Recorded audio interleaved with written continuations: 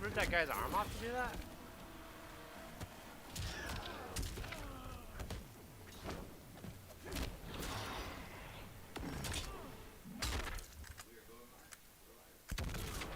I like it. Get over here.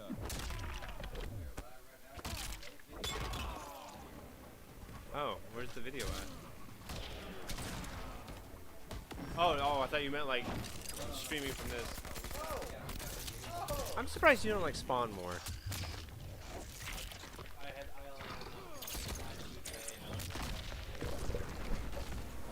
Hey there, everyone. Welcome to the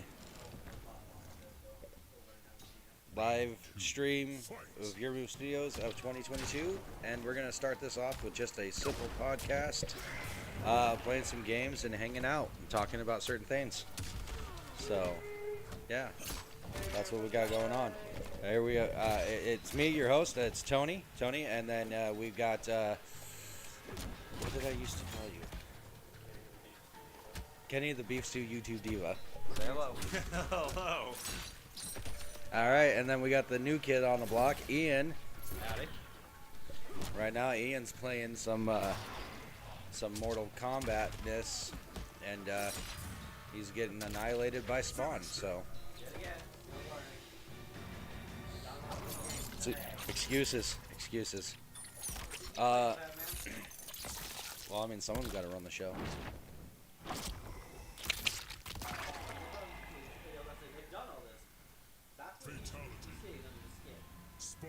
Yeah, that right there. Ooh.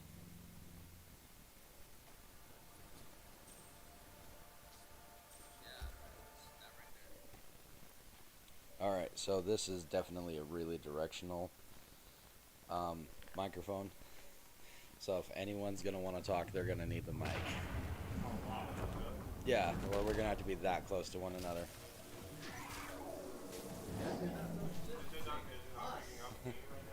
I mean, I have to pull it up on my phone to tell, but here, hold on to that. There you go. Sweet. Other options are just for us to be louder. Sing louder, type of thing. I can do that. You have neighbors? Hi, neighbors.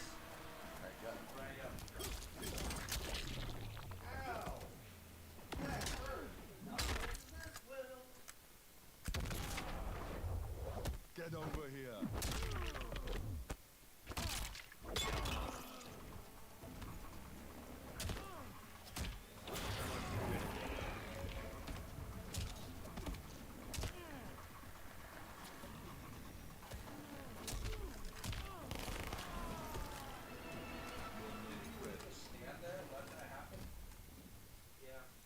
Round 2.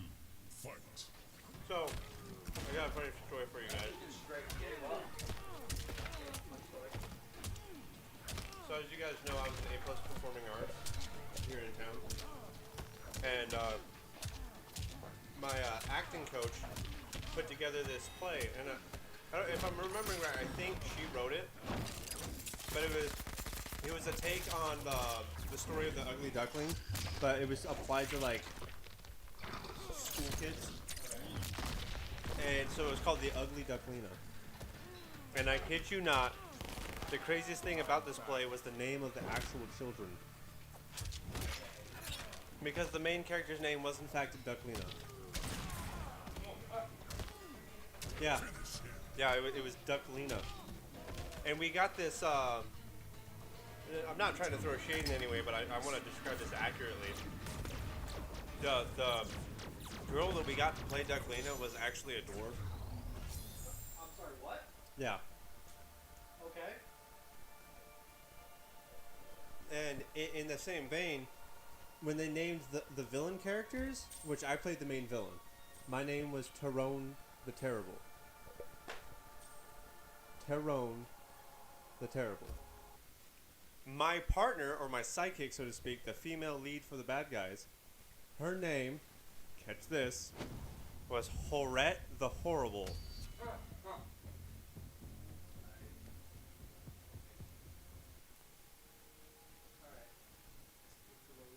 My coach was too pure and too goodwill to think of it any other way. But that was hilarious to me and my cast.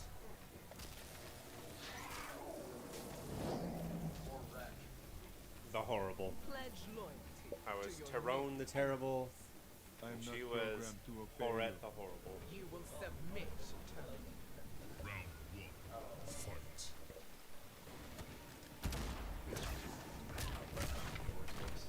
Yeah. There was something else I wanted to say for the cast. I literally said it just a couple minutes ago, but I don't remember what else I wanted to say. What were we talking about then? Oh, I wanted to say it so badly, but I was like, no, that'd be really funny to say in the podcast. Are you just having a staring contest right now?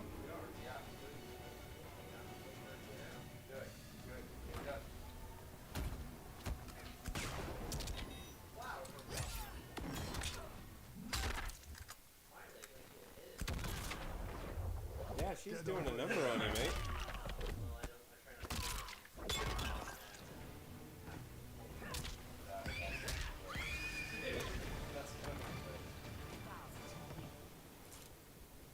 If the audio picked it up at all. Round two.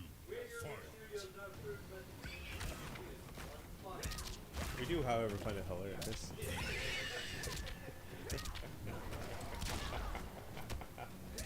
Oh man.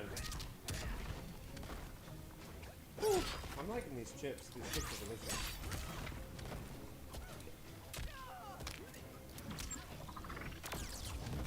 Make it so great.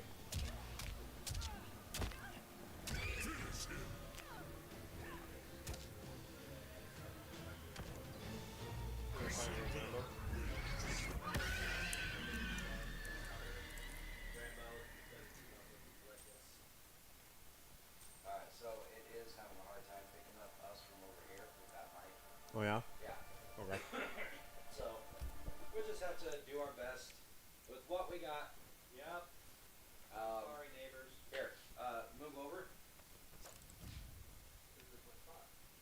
I know, but he's got the mic there. So while you're You want to hold the mic? while you're playing, him and I can just talk on the mic. This feels very wrong. That's what she said. Who is the she you're referring to? I can't. That's classified. If he told you, he'd have to kill you. Holy mackerel! You look small. It's small.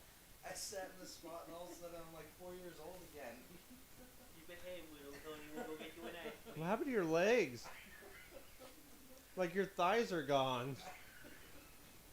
I see your shins, your knees. You really put in perspective how big I am compared to I wish we had video just for this at this point in time. That looks hilarious. You shrank as you sat on that couch. You were like, oh, that's an adult male. Do you surrender It was or like we 30% fight? of my body mass just disappeared into the couch. And then you sat down and like, boom. I'm a little kid. I feel like I look like their dad. Oh yeah. Yeah, you're right. Your legs do remind me of that.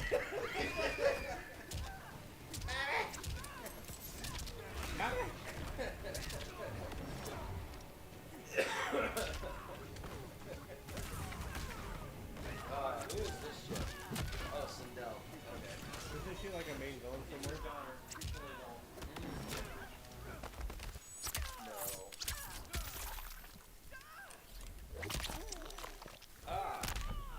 Our boy's not looking so hot. He's gonna do a lot of damage to her right here, but he's got a sliver of health. And that's it. That's all she wrote. I think we just lost our PG rating.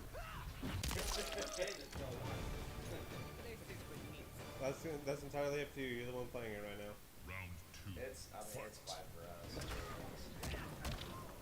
I know that when it comes to my turn, I'm probably gonna look for something else.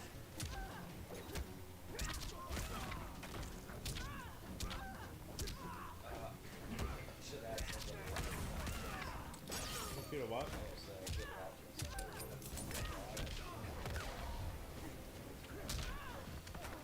Well, Just like how I didn't communicate that I got Little Susan. You had that. I was gonna ask you, but then you're like, hey, I got this. And I was like, oh. Do none of you guys want the wings? I do. I knew there was something wrong with you from the moment I met you. I did see that. He was having a hard time getting up from the couch. A man's couch. A man's couch. From the Bermuda Triangle couches here. It's not rated for people smaller than 6 foot tall like me and Ian. This is so bad. Can you not even get your hips all the way back against the wall of the couch? They And it's are. just like we tell our kids on the school bus, back to back, seat to seat, always facing forward. Conk. It is. I am like that right now. Wow. I feel like I need a glass of milk and some cookies or something. I go to bars specifically to ask for a glass of milk. This is true. I like sitting at the bar on the stools where even my 6 foot frame has to still shake its legs in the air, and I will ask for a glass of milk. And when I did that at Buffalo Wild Wing, you know this story, but when I did that at Buffalo Wild Wing with David, their milks they served were still in like those little like kid things that you get. But they didn't want to serve those to me, so right in front of God and everybody at the counter, right in front of me, they pulled out those 2 milk cartons. Or, well, they're not cartons, but they were the little like bottles. Yeah. And then they pulled out the glass, and then they emptied it into the glass, and then handed it to me. I still drank it, swung my legs and everything. And that's what you have to. It's just. And they had tablets that you could play games on, so I was playing games, swinging my legs, drinking milk at the bar. It was paradise. I bet. I didn't care for the football game that was going on. I really didn't. But I was playing like Tower Crasher or something like that. Drinking my milk. I think I ordered buffalo wings. Did you get the buffalo wings you ordered? Mm-hmm. Okay.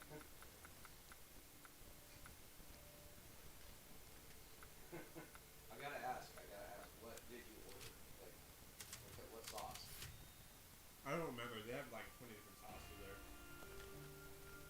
But I think I got something towards like the bottom middle. What are you playing? Resident Evil Village. A mercenary.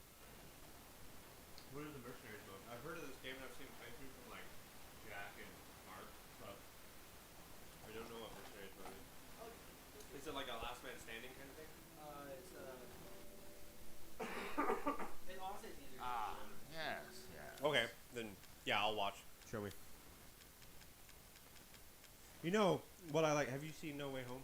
Yes. Have you seen No Way Home? I like Andrew Garfield. And I'm not saying that because, like, oh, after this movie, I'm jumping on the hype train. I liked him back in Amazing Spider-Man. All sorts of weapons, Monk. And here's my thing about it, is that personally, when it comes to playing characters like Spider-Man, or for example, like the Power Rangers, where you can't see facial expressions or read their lips while they're talking and whatnot, you have to, excuse me, you have to be a very animated person So you noticed to, that. to show the audience what your emotion is and whatnot. Yeah, so you Because know, otherwise, I'm just seeing a suit and a guy in it. yeah. And I think out of the three, I think Andrew Garfield does the best at expressing Choose himself inside the suit. Your life. Thank you for your patronage. I gotta I kind of agree with you on that one. He actually did really well, in my opinion. But I was critical of Andrew Garfield's Spider-Man, mostly because of the portrayal of Peter Parker. I thought he was a really good Spider-Man, but he wasn't, in my opinion, a good Peter Parker. But I did enjoy seeing him reprise the role and kind of give a redemption to it. You know, and the same with Tobey Maguire too, because I actually kind of really hated Tobey Maguire as Spider-Man. I've been looking back on it now. It was unfounded. I was just annoyed by his portrayal of Peter Parker / Spider-Man because he cried all the time. And it wasn't even a good crying face either. It was a very bad crying face too. Let's be real. Tobey Maguire crying is just. Yeah, he had the ugly cry down for sure.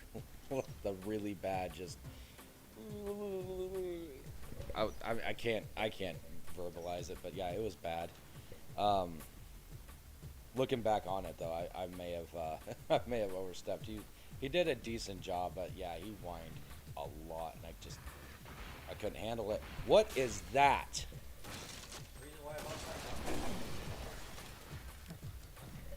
That's a no-no guy, is what that is. That looks like something against the metal manipulator dude is accurate, right? Yes, it is. Yes, it is. Well, yeah, I know nothing about this. I have not seen any Resident Evil since Resi 3 on PlayStation 1. For real, dude. I didn't start playing video games until like, I want to say maybe 2007. Like the first video game into my teenage years that I really played and absolutely enjoyed playing was Halo on the original Xbox.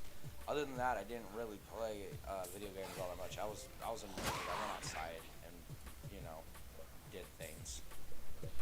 Well, I mean, technically, you being a nerd would mean you stayed inside. You going outside doing things would make you the opposite of a nerd.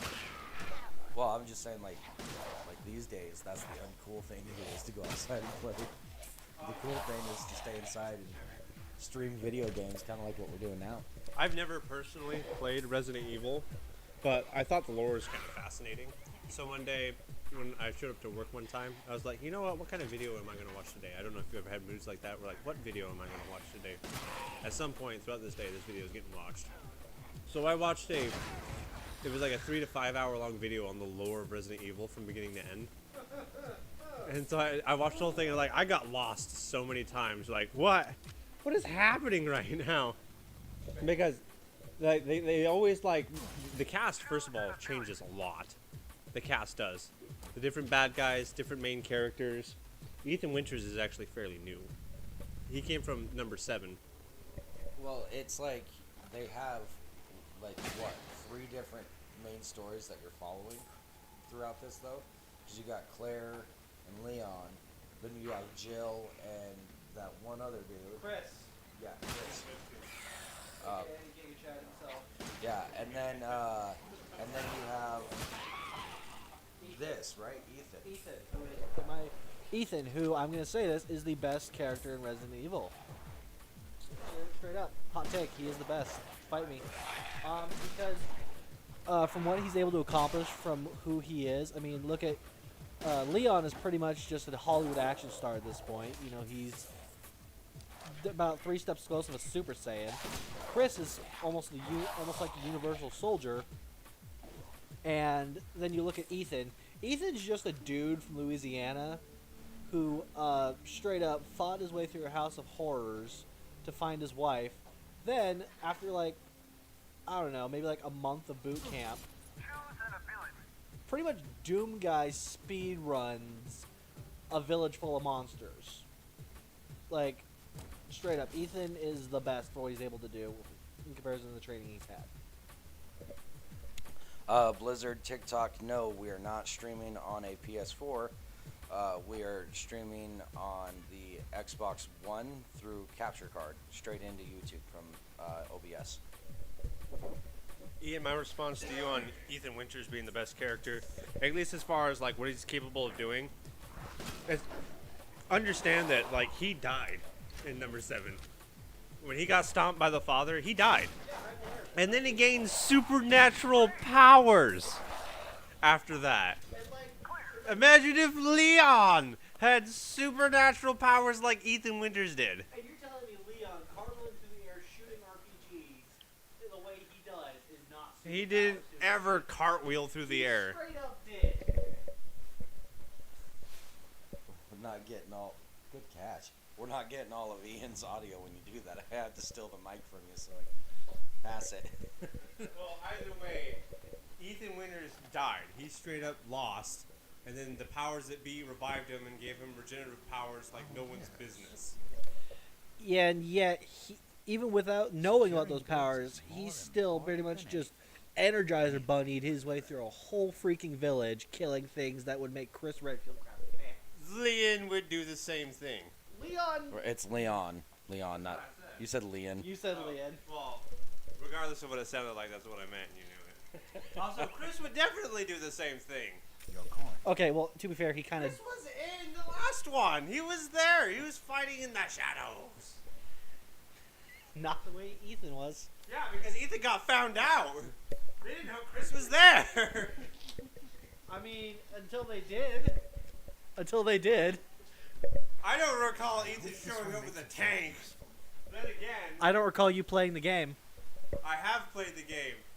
A little bit, though. But just because I haven't played the game doesn't mean I don't know the story.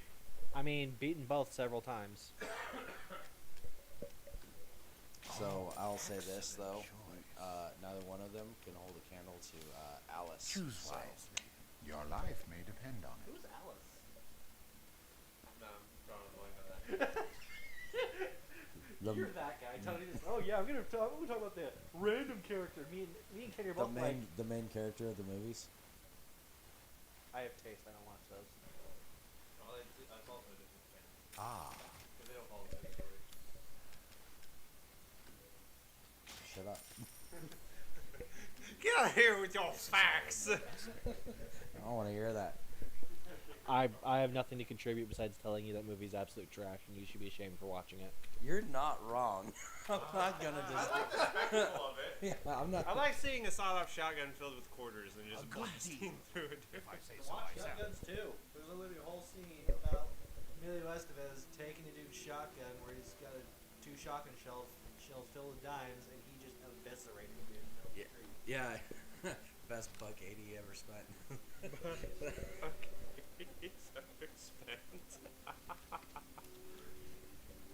So what are you doing in this mercenaries mode? So basically, you're basically trying to clear waves as fast as possible, and so you clear a wave area, then it takes you here to where you buy stuff from Blonde Tony, and then you, Blonde. Not me. Not me. I'm not blonde. like I said, You said Blonde Tony. Blonde Tony. There's no video. Okay, I'm trying. Well, yeah, but they can assume from him saying Blonde Tony. It's not blonde. You just keep talking. And then I go back out here and I You make. start commenting on the video. Ian's blonde. You write hate mail in the comments section? Is that what you're doing? No, sharing the video, but that's a good idea. Just start spamming. Tony's having a conversation behind her backs in the comments section. The live stream. So what place are? Oh, you in Lady Dimitrescu's castle. Okay, but this obviously isn't her monsters. Or maybe they are. Who are these people?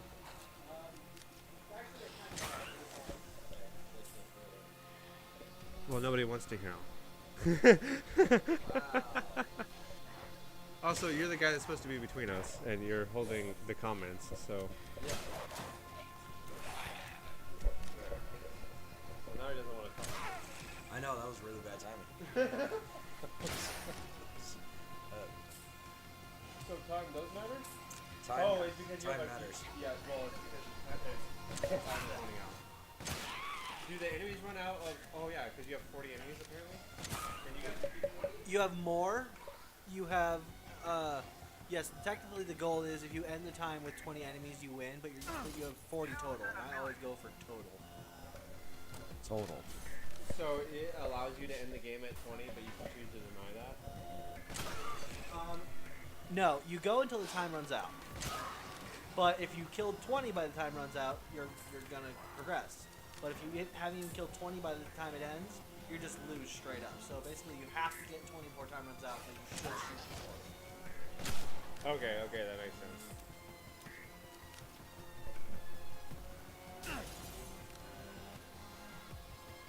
I'm trying to get back to our comment section. I don't know how to do that. Commenters, hold on. I'll be there. Scattered throughout the entire map. Yes. I don't know. I don't know anyone here, but Ian said yes. Those guys have a blurring weakness.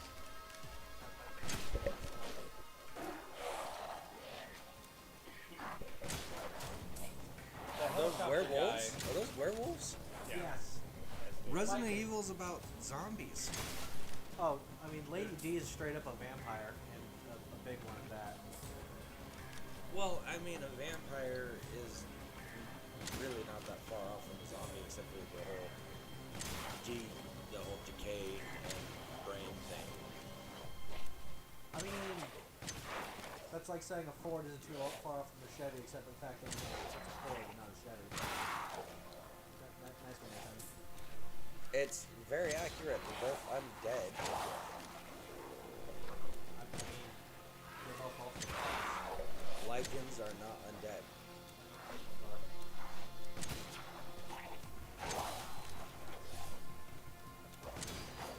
No. Modified by the mutagen. They're dead. They're ejecting the dead body. I know, but it's just as far as like, it's just inconsistent. I thought this is all about. It's fine. It's fine. Just gonna move. Yeah, that's a a good perk Yeah. that makes them slower. Yeah, I did it with the soul burger mine, so I don't get bummed out by my weapons. Sweet.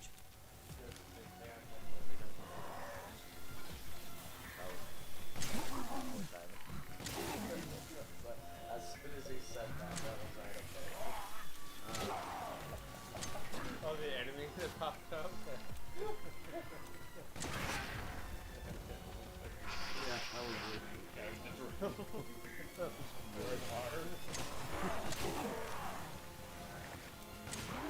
Hit him with a grenade. Good idea. We get around to that.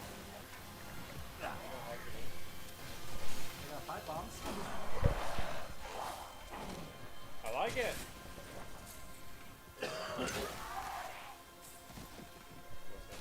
Yes. Shotgun now.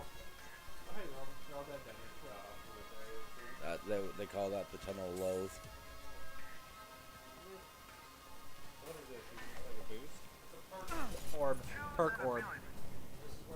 This is where I got the one that slows them down. You know about how to reach this? No, there was another one. I forget what it's called. So it won't show up. Tony, you're on. Why'd you keep coming back to me? I wasn't saying anything. Because he stopped, like, he was giving you a moment to speak, and then you looked at him like you were going to say something else, so I was like, oh, I got to be on top of this.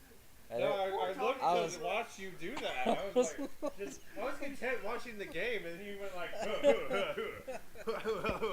like you were conducting a symphony with a microphone.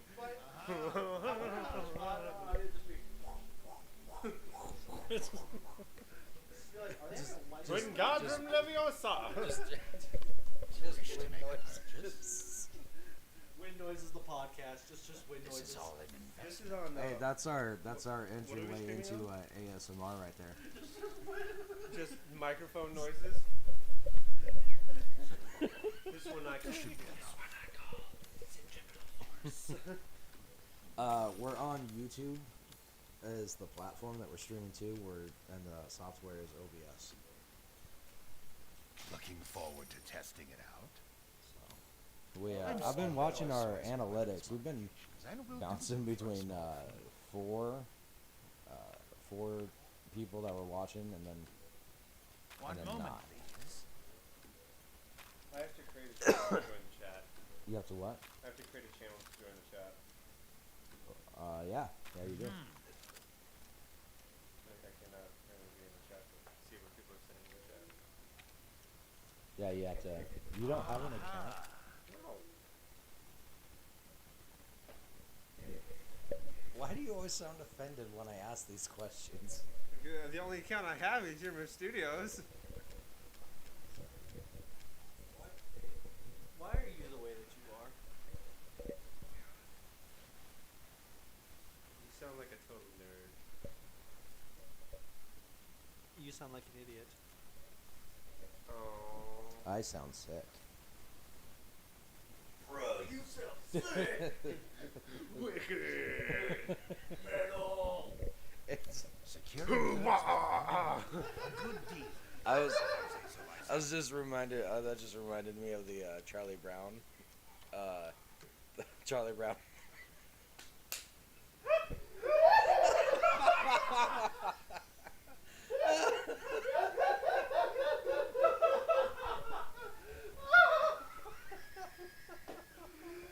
Sweet Lord. Ow! My chest hurts now. To provide some context for the hyenas that just entered the building. Kenny is watching the live stream on his phone, and he just heard his own voice and just busted up laughing for no reason. Yeah, because I'm the only one that busted up laughing. Yes, totally the only one. I mean, we had Captain Yelps a lot over here, just busting out. I had the most feminine yell. just wheeze. Just. My voice sounds like this when I laugh. I'm not gonna lie, it was a little Mickey Mouse-ish. Honestly, just because I was trying to breathe, I was wheezing so much with laughter. Because unfortunately, when I laugh, I wheeze uncontrollably. Like, that's just me, just wheeze. I'm Wheezy from Toy Story. So when I wake up in the morning, typically for my morning routine, a lot of things what I like to do in the morning is I like to find a video on YouTube to just play in the background as I go through my routine. And so a lot of times lately I've been watching Fall Swipe Gaming on YouTube.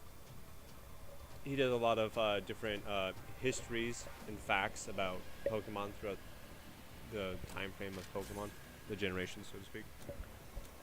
And so usually I wake up in the morning, my phone is my alarm clock, so I'll turn off the alarm, I'll grab my phone, and I'll throw up YouTube, and I'll be like, all right, what am I going to watch today? Oh, this video seems pretty long, and I'll hit it, and then I'll go through my morning routine, getting dressed, brushing my teeth, washing my hair, go out to the car, defrost my windows and whatnot, sit in my car while it's cold because it doesn't like to warm up until I get to work.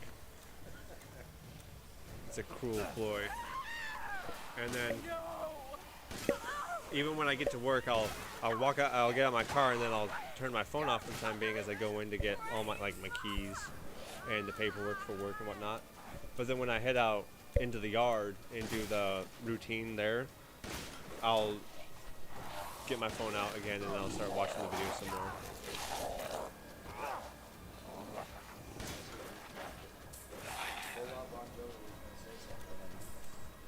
Hi, hold on, Bon Jovi.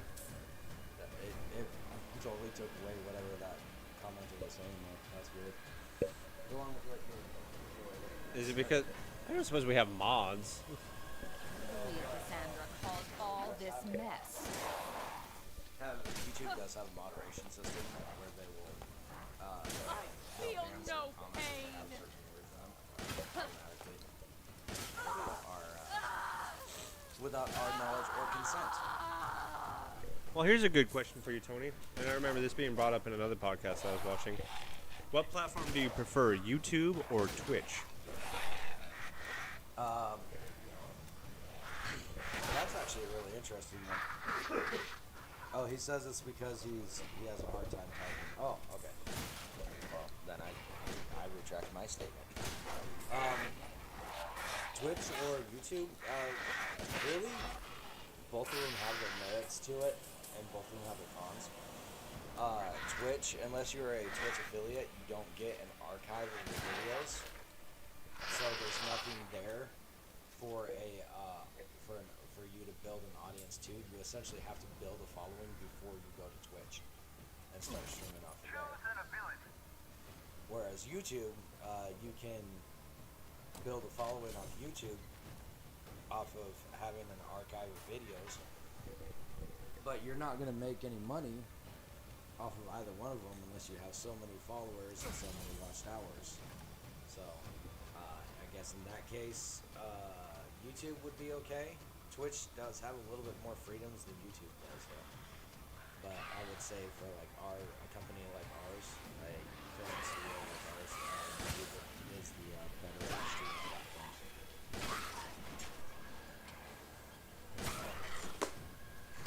He says his grandkids like the YouTube better. Yeah, I mean it's more streamlined. There's a reason why it's the top competitor.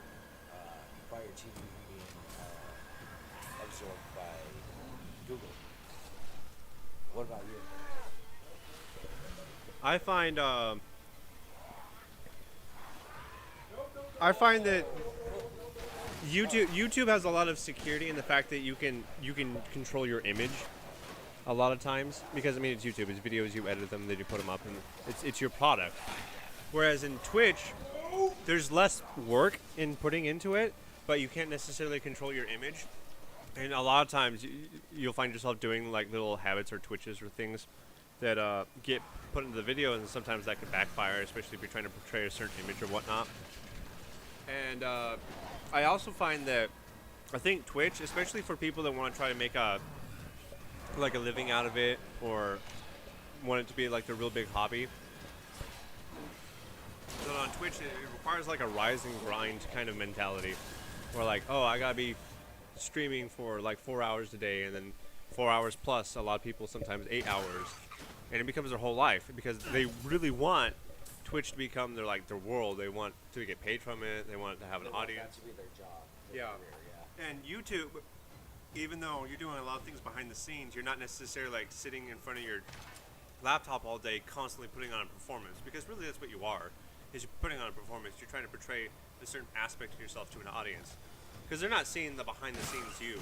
And a lot of people do like to be themselves or have an easy time being themselves on the camera, but you're still trying to portray something, because at the end of the day, if you want that to be your job, you gotta be entertaining. You gotta be someone that people want to watch, even if you're doing things that aren't necessarily entertaining.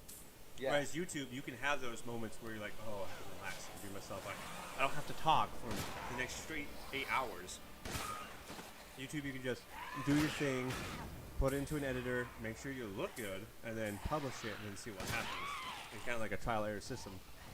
But like I said earlier, the reverse of that is that Twitch is so much easier to do. It's so much easier because you just hit go, and then you just do your thing, and then at the end of it you say end stream, and then it just archives it for you.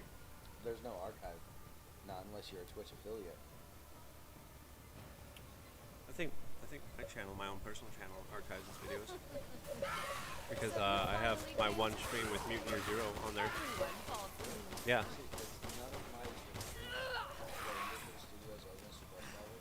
You'll kill me. Also, the people that I follow, their videos get saved, and I can watch them later. Well, how hard is it to become a Twitch affiliate? Why are you doing this?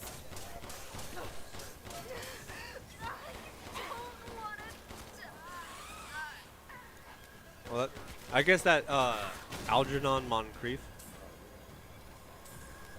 How? I got a GED, so I didn't be able to spell.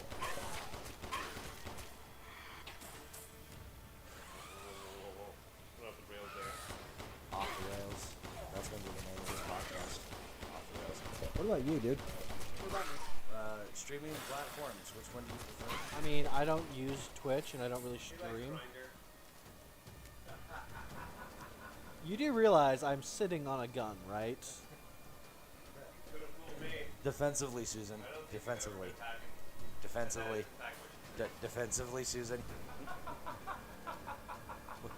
our first real live stream gets immediately banned off of that. Banned. I English good today. Tony has strong. No, Ossifer.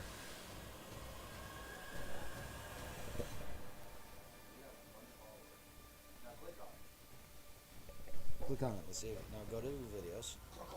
See, you have no videos archived. It doesn't archive your videos because you're not engaging. It's the only one I've ever streamed was when I played Mutineer Zero. And I did it out of sheer boredom. I was like, hey, I wonder if I could just live stream Mutineer Zero from my PlayStation. And sure enough, it was that easy. My PlayStation had its own app for it and everything. I think we got people commenting. Can you go back to YouTube on there? People are commenting. You got to get back to YouTube comments section. Is the Mixer still around? I think Mixer's still a thing, right? With Xbox. I think I have an app for it on my Xbox. I've never used it, but I think it's there. I'm pretty sure I vaguely remember seeing a symbol that looked like an M. I know that there was this huge thing about there was a huge thing about Ninja. He was giving up on his Twitch promotions to stream exclusively through Mixer, so I wonder how that is. Are all of you concealed carried? I gotta be honest, buddy. I'm not comfortable divulging that information. And then my granddaughter got hers for her 21st birthday in less than a day. Yeah, I mean, if you're not a criminal and whatnot, then it's pretty simple to get your CHL, and good for her. She should have that too, you know, for self-defense and all that other great stuff. So, but yeah, streaming. I really don't have an opinion. I don't really stream with I'm these buying guys, this because of and our I don't know, I don't relationship. use Twitch at all, so I guess YouTube.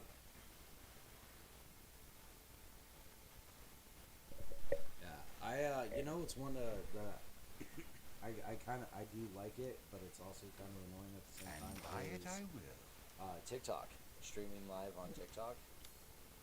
Choose That's wisely. just like Twitch. Your though, life only may with a depend worse on it. aspect ratio. Yeah, but I think TikTok does what it does really well. I think just the little short skits and Yes, whatnot, I the can short see why videos, you'd like be interested in that. it's insanely good. He's asking what TikTok is. It's a smaller platform. It's grown It's large. all I finished. think it's originated from China. It's based in It's based in China, and you can make little short 1-minute videos. Recently, we got up to 3-minute videos, and you can do kind of whatever you want. I think it originally started off as like a platform where you can duet people that had the same hobbies as you. No, it actually TikTok started out as an app called Musical.ly, and what it did is it provided Choose small wisely. video creators Your life may depend on it. the ability to do short films while lip syncing to a song without having to purchase a licensing agreement for it. That's what it started, and then it Leave grew this into to you can do duets, you can stitch videos. Like I said, you can go live. A But good that's deed, basically what it is. if I say It's so it's myself. YouTube for ADHD children. Is basically what that is. It's just swipe up constantly. All in all, it's still very entertaining. I can drown hours of my night in that. Yeah, it's exactly like the Vine app, except better. Yeah, actually, it is. It's exactly like Vine. It's the successor of Vine.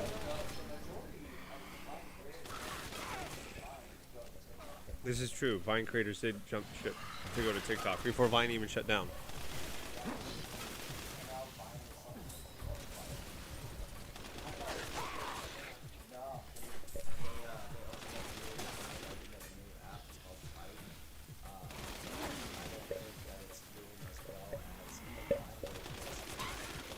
I set up a Byte account, I think, for years and years, and it only let us do like 30-second really short.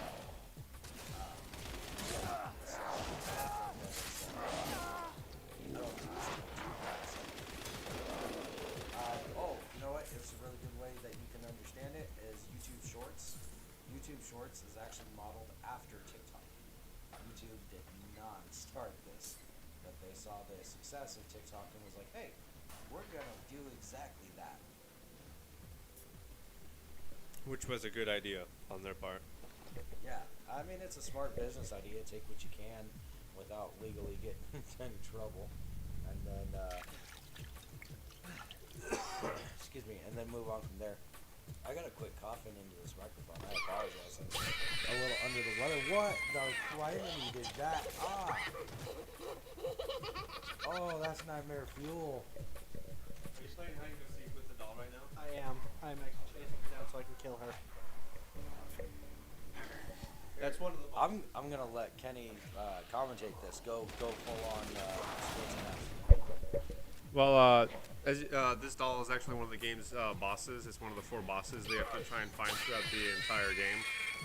And right now, this is replicating the boss fight from her part of the main campaign, where she will run throughout her own house. You fight her in her own house, her manor, so to speak. And what you got to do is go and find her. And what you end up finding out, really, kind of a spoiler warning coming up, but you find out that really what's happening is it's not necessarily anything like magical happening. What it is that you're actually tripping balls inside her manor because of all the fungus surrounding her manor. So when you snap out of it, you realize you actually stabbed her, the actual lady that you think is controlling the dolls, and you were imagining fighting dolls the whole time. Ian, are you able to track her down, or did you already get her? No, I have one thing left, but I got swarmed by enemies, so I'm leaving here, but I have a 3 idea Why is everybody on fire? because they're trying to make Oh, so the game just decided flaming zombies. Radical.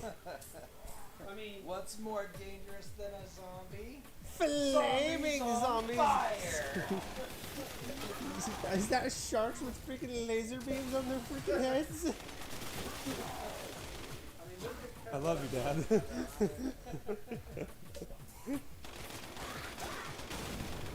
That's what came to my mind when you said that. Those freaking sharks with freaking laser beams on their freaking heads.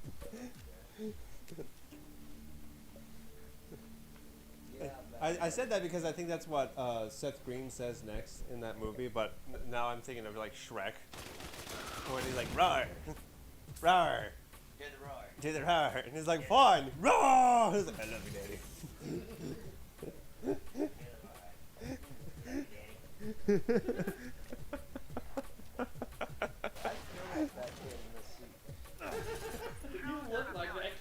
So, our friend in the chat, he's saying, how much does this game cost in US dollars?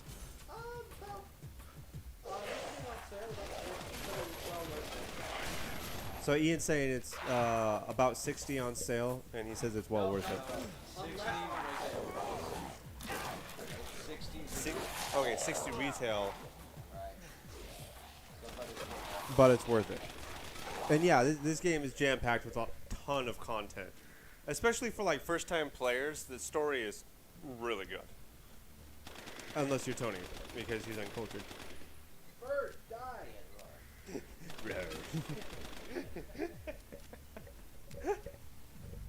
You know, that kind of reminds me of Gavin. Right.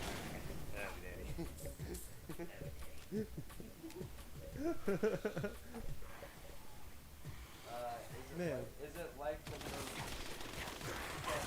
It's not like the movies. The movies are an entirely different storyline, and they have different characters. Well, not entirely different characters, but the main character is not in the. Jill was in the 3rd movie. The main character is not in any of the video games. I'm trying to put your hand down because it's time for you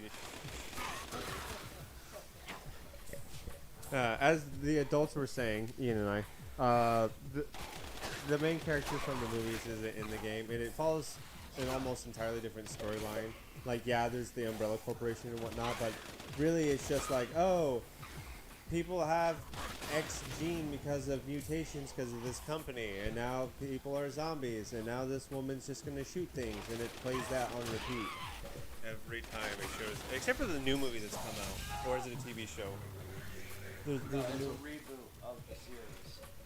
Or of the movie. It is a movie, but it's a because I think at that point they just turned it into a horror story. Oh, you were way too close. It was like a horror action mix, but I think like some of the movies became like more horror than they were action. Yeah, well, I suppose I could see that. I think some of the games were like that. They were more action than they were horror, but I don't know if the movies necessarily got more action and then there was horror. Apocalypse. Is that the new one? No, Apocalypse was the 3rd installment. That's the one with the desert in Nevada. What is that stupid dog? Oh, I guess I haven't seen that then. Nothing's come to mind when I think about the desert and Resident Evil. Oh, I'm sorry, that's Extinction. Yeah, that's still nothing's come to mind. Yeah. That's when they had zombie ravens. Like the flying birds. Yeah. Zombified Pros. You know that's in this game too. Yep. This game, actually, that's one of the first things that you find. Oh, you found her! It only took forever. Bro, everything. You gotta go back to me. That.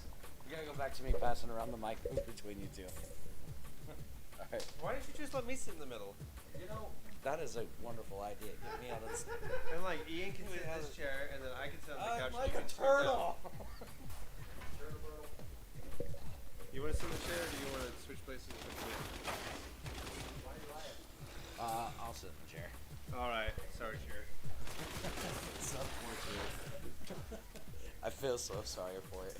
Alright, here you go, buddy. Actually, I'm not entirely sure if you actually outweigh Ian or not. I do, actually. Wow, I sunk into the seat. Like I sat down, and then I don't know. Maybe it was you that did it to this couch, though. Okay, if it wasn't you, then it was Ian. Because that cushion's not falling down as much as this one is. Well, I spent. It's also insanely warm. I'm very relaxed.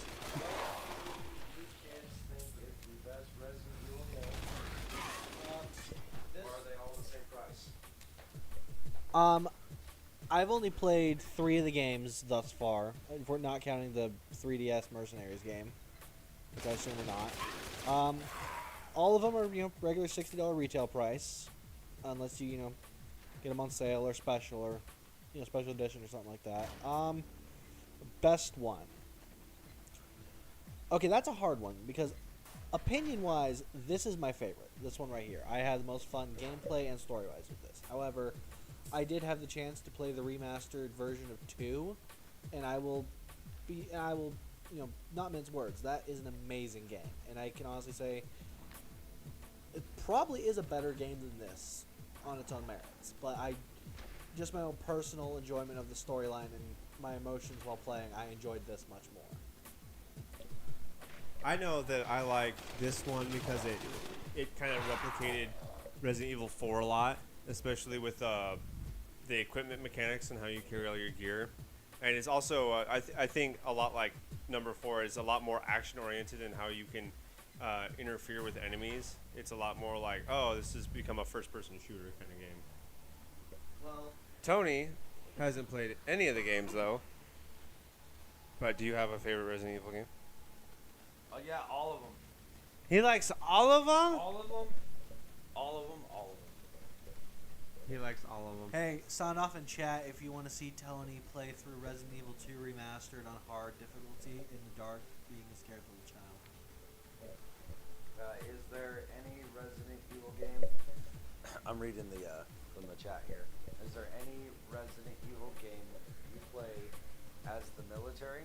My grandson is in the National Guard, and I think it would be cool to give it to him for his birthday. That's awesome. I like to hear people serving in the National Guard. Actually, that's awesome. I love to hear that. I actually don't know if anyone serves in the what's the one where you serve with the guy that's from a foreign national commando squad? Okay, so yes, it is, but no, it isn't, because if you play number 5 or number 6, you're playing as Chris Redfield, who he is in the United States Air Force, but he's kind of only in it by name because he's drafted into the super special squad. So he is a service member, but at this point he's not actively working for the United States Air Force. He's working for another organization. He just happens to be in the Air Force. So unfortunately, that's about as close as you're going to get military-wise with the Resident Evil series. You will see a lot of military war machines though throughout these games. I don't remember exactly which number it is, but there is the one where you fight with the foreign country commando, and you're being chased by the giant guys in the trench coats, and you finally get topside, and the one guy ends up getting into a tank, and you have to blow apart. 3. Is that 3? Because you're playing as a female, right? No, it's 2 males, and you're in the lab underground, and you go up the elevator. And maybe it's not maybe I was wrong about the enemy. Maybe it's not the guys in the trench coats, but it's these massively hulking dudes.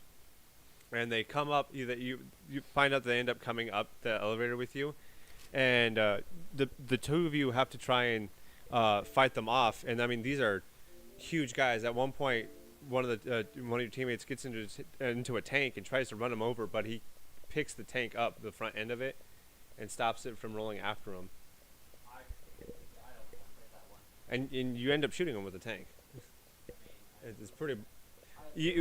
I don't know. Maybe if you go onto YouTube, you can look up the scene from it. But I wouldn't be able to tell you how we could search it out other than saying like Resident Evil tank scene without somehow getting Ethan Winters piloting that artillery gun in the storm.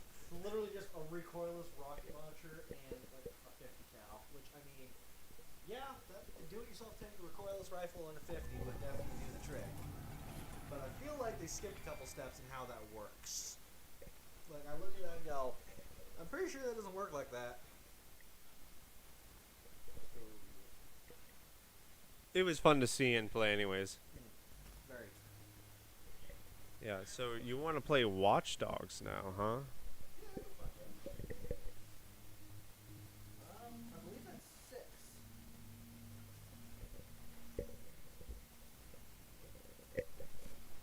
Are you able to find it? It's not live action. It's obviously in the game, so it's animated. Oh, it's that one. Yeah. Oh, no. Never mind. I thought it was when I saw the doors opening. Is it that one? Let that one play and see what it. I think it might be this one. 'Cause you got to fight your way out of it. Also, I love these fantasy rifles. Actually, It's like, no, what's that? no, I don't think it's this one. Because the one I'm thinking of.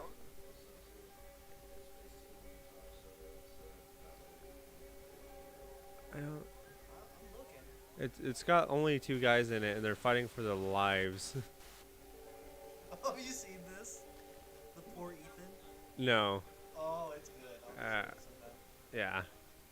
Dang, I'm not sure why it's not showing up, but it's really cool, and they animated it really well. Sorry. Dang it. That's unfortunate. So what are you doing here on Watch Dogs? Is this Watch Dogs 1 or 2? 1. I think this is 1, yeah. This is 1. I don't own 2. I do like 2. 2 is pretty good. 2, I think 2 hits a little bit too close to home, especially in like Silicon Valley. Fair enough. Like, I think it like really makes fun of like what the culture is down there. Which, I mean, I'm down for that. Maybe too much to the nth degree. Nobody wants to hear him talk. Stop telling me to put the mic in his face. I'm kidding. I love how you just go from like normal Kenny, like, oh yes, I belong in Silicon Valley, Kenny. Just a snap.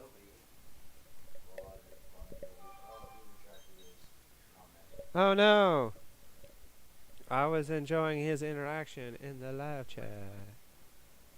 That is a bummer. Well, technically, we're in the future compared to him because he's hearing past us. Like, what's the delay? You're making a lot of noise, but are you making any progress? I know what I'm doing. I don't need you on my shoulder. But I think you do. We've always been stronger as a team. You know that. It's not weakness to it. Yeah, but he's commenting on things that he's seeing in our past. You wouldn't have the data. His present. And you have it, don't you? Yeah, all of it. That's kind of cool to me to think about. God, I was right to bring you in. You see? Like, people are sending us Now bring fan mail from the past. no one else. So this is Watch Dogs. And in this is kind of like a Robin Hood type story-esque kind of thing, but it's with like you're a hacker, an incredibly brilliant and talented hacker, and there's this it's like a city surveillance system or security system, and it's citywide, and it's connected to most anything in the city, and as a hacker you're able to connect to all of it. And so as the hacker, you can basically control the environment and people's information and all stuff. And you Robin Hood your way through the city trying to solve crimes. You do various tasks. It's almost kind of like Grand Theft Auto, but with hacker and computer skills. Yeah, it's just like they said, GTA, but with a good guy. The storyline falls under. It's basically corporate privatized police is what it boils down to. The prison system becomes a police system. Yeah. The prison system becomes a what? Well, like how the prison system is privatized right now. Yeah. That's what the police system. Yeah. The corporate. I mean, it's basically Omnicore from RoboCop, is what it is. Oh. That- That's exactly what this happened here. Dude, tech conglomerate got so powerful, got his way into everyone's private lives, controls everything now, including the police And their phones. and their phones and vehicles and security systems and traffic cameras and lights and everything. And somehow the sewer system. Because you can remotely detonate sewers. Or the manhole covers. Yeah. Is this game new? This is Watch Dogs 1. Watch Dogs 1. This Yeah. is an Xbox One launch title. This is actually a fairly old game. But I would definitely say it is worth the story. The parameters of the gameplay only. So the story is really good for what you're getting. I would recommend it. Yeah. I thought I didn't know that this was a one launch title. I thought that this was on the 360 prior to the Xbox One launch. No, this is Xbox One launch. Oh. Your chariot. Oh, I mean, yeah, I could be wrong. Watch But, Dogs but- 1 Yeah. was Watch Dogs 1 was released May 27th, 2014. A long time ago. That doesn't feel like a long time ago. I was still in high school actually at that time. I was like in middle school at that time. In 2014? Yeah, I was 14. I can't be that old. There's no way that I'm seeing somebody that was in middle school when I was in high school. You're. I'm 25 now. I was gonna say you're like 24. 25. Yeah, dude, I'm 22. What? You are so young. I'm so used to being like the youngest in my group, and then now you came along. Yeah, hi. And I mean, other people in the group are even younger than me. These extortion rackets have escalated. People who fight No, back there are are turning up three. mutilated. There are There's three in the Watch Dogs Legion. Is that a That's DLC? the latest These one. guys. That's the latest one. It's not Give DLC. it right Oh. back to them. So it's like 3. Yes. And then Watch Dogs 2, which is like I said, it's like Silicon Valley, but like Legion takes place in London. making fun of itself. It really is. It's like corrupted Silicon Valley is what Watch Dogs 2 is. I have no idea what Legion is. Is Legion like 1? No, Legion's actually it's actually completely different from every other game in the series because it takes place in London, doesn't take place in continental U.S. And also, there isn't a main character that follows the story. You're building your own Watchdog Legion. You're building your own DedSec cell in London, and so you recruit people and with different skills and stuff. So it's very much its own separate thing. That sounds kind of interesting. I like that. It It is a different story. Well, in 2 you were building your team as well, but it was like you were building the team that you already had and you're building them up. Versus like I imagine Legion is like you're finding people along the way. And 2, you actually are initiating it. That's what it is. Yeah, so.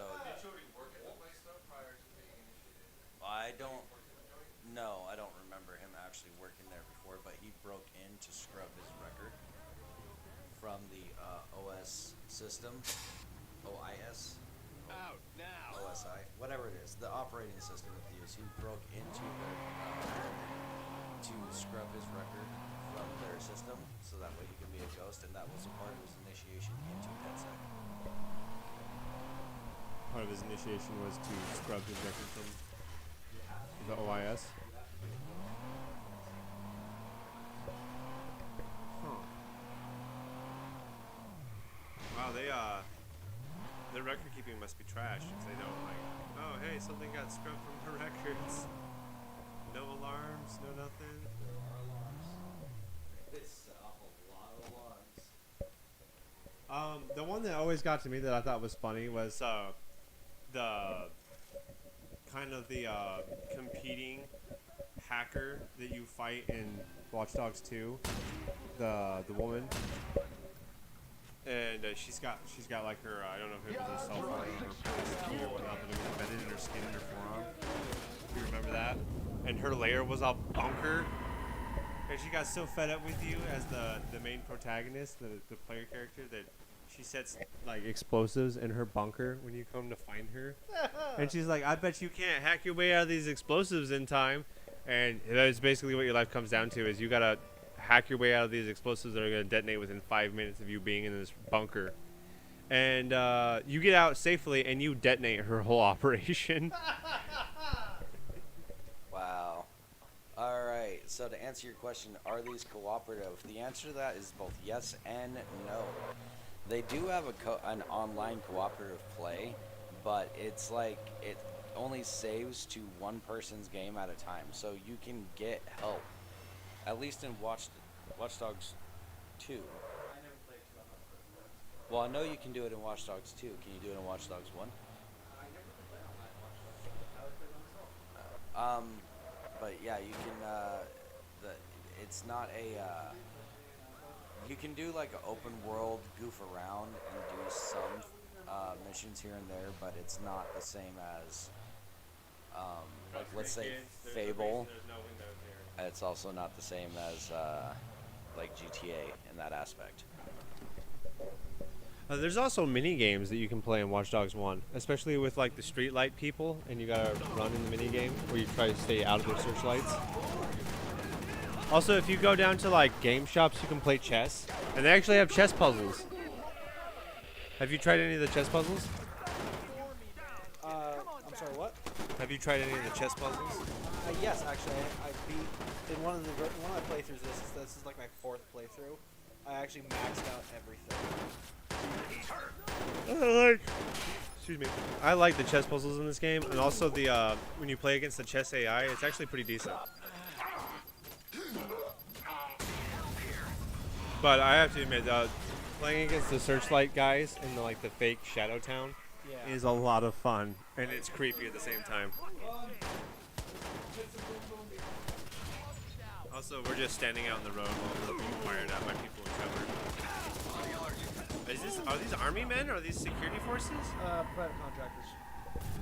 You got meth. Well, there's 2 guys I gotta not kill. If I could just kill them all, dude, I would. Yeah, if I could just kill them all, I would just post up somewhere with my grenade launcher and just thump them out of existence.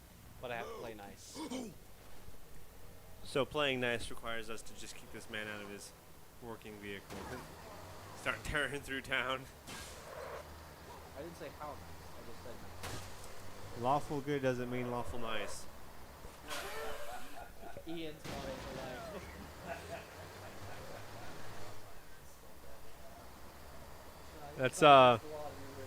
to That's a joke I hear a lot with paladins, because people will be like, "But you're a paladin, you're lawful good. You're supposed to be like, isn't there like second chances and whatnot?" And the paladin, lawful good doesn't mean lawful nice. Judgment is upon you.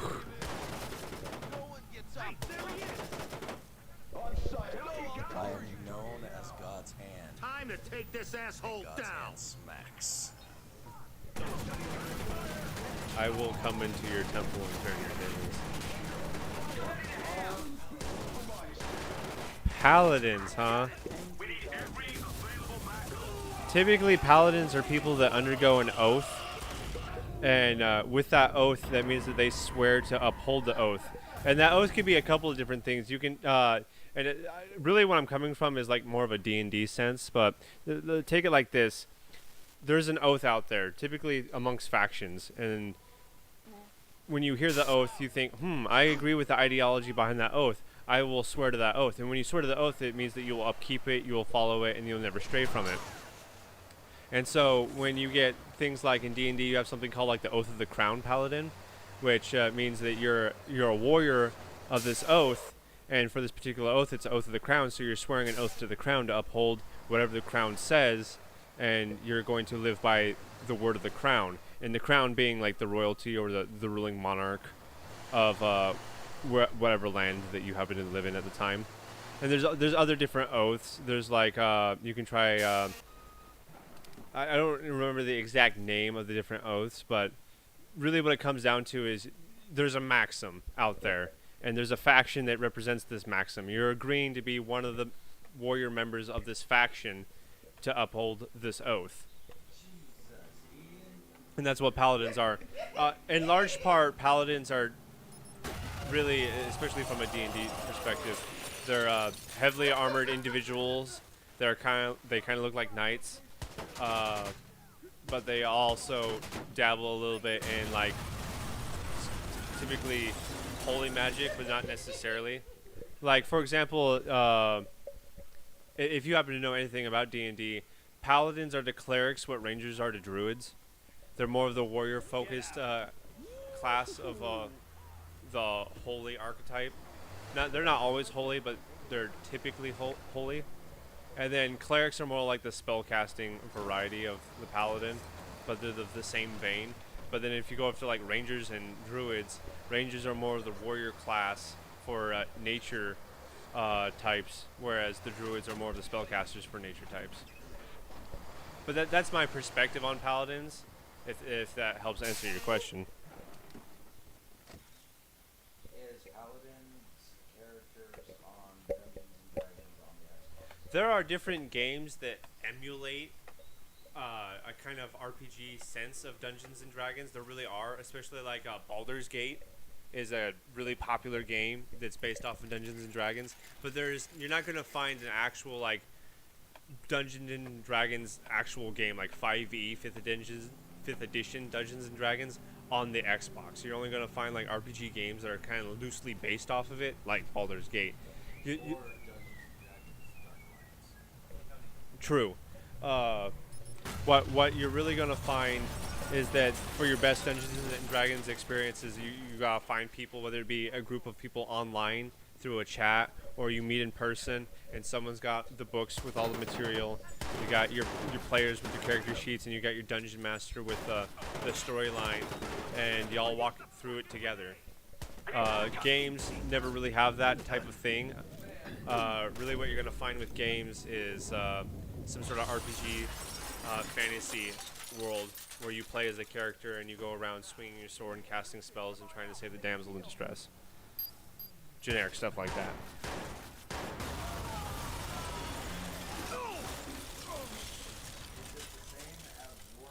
Well, okay, so the thing with Warhammer is that Warhammer is way more sci-fi influenced. Oh yeah, well, first of all, the world of Warhammer is very, very, very depressing, but yes, true, it is grimdark. But Warhammer's more sci-fi oriented, like it's like the D&D of sci-fi worlds, and it's game based too, and it's got heavy, deep lore, just the same as Dungeons and Dragons. What you'll find is the main difference in Warhammer is that it's more. A lot of its games are more based as being like the commander of an army instead of being like a lone person, whether being in a party or by yourself trying to do an RPG game. It's more of like, okay, this is your faction. You're the orcs, and you're trying to win out in the end against like the dwarves. So like if you play Warhammer, a lot of times you're going to be playing factions, and you're trying to conquer other armies.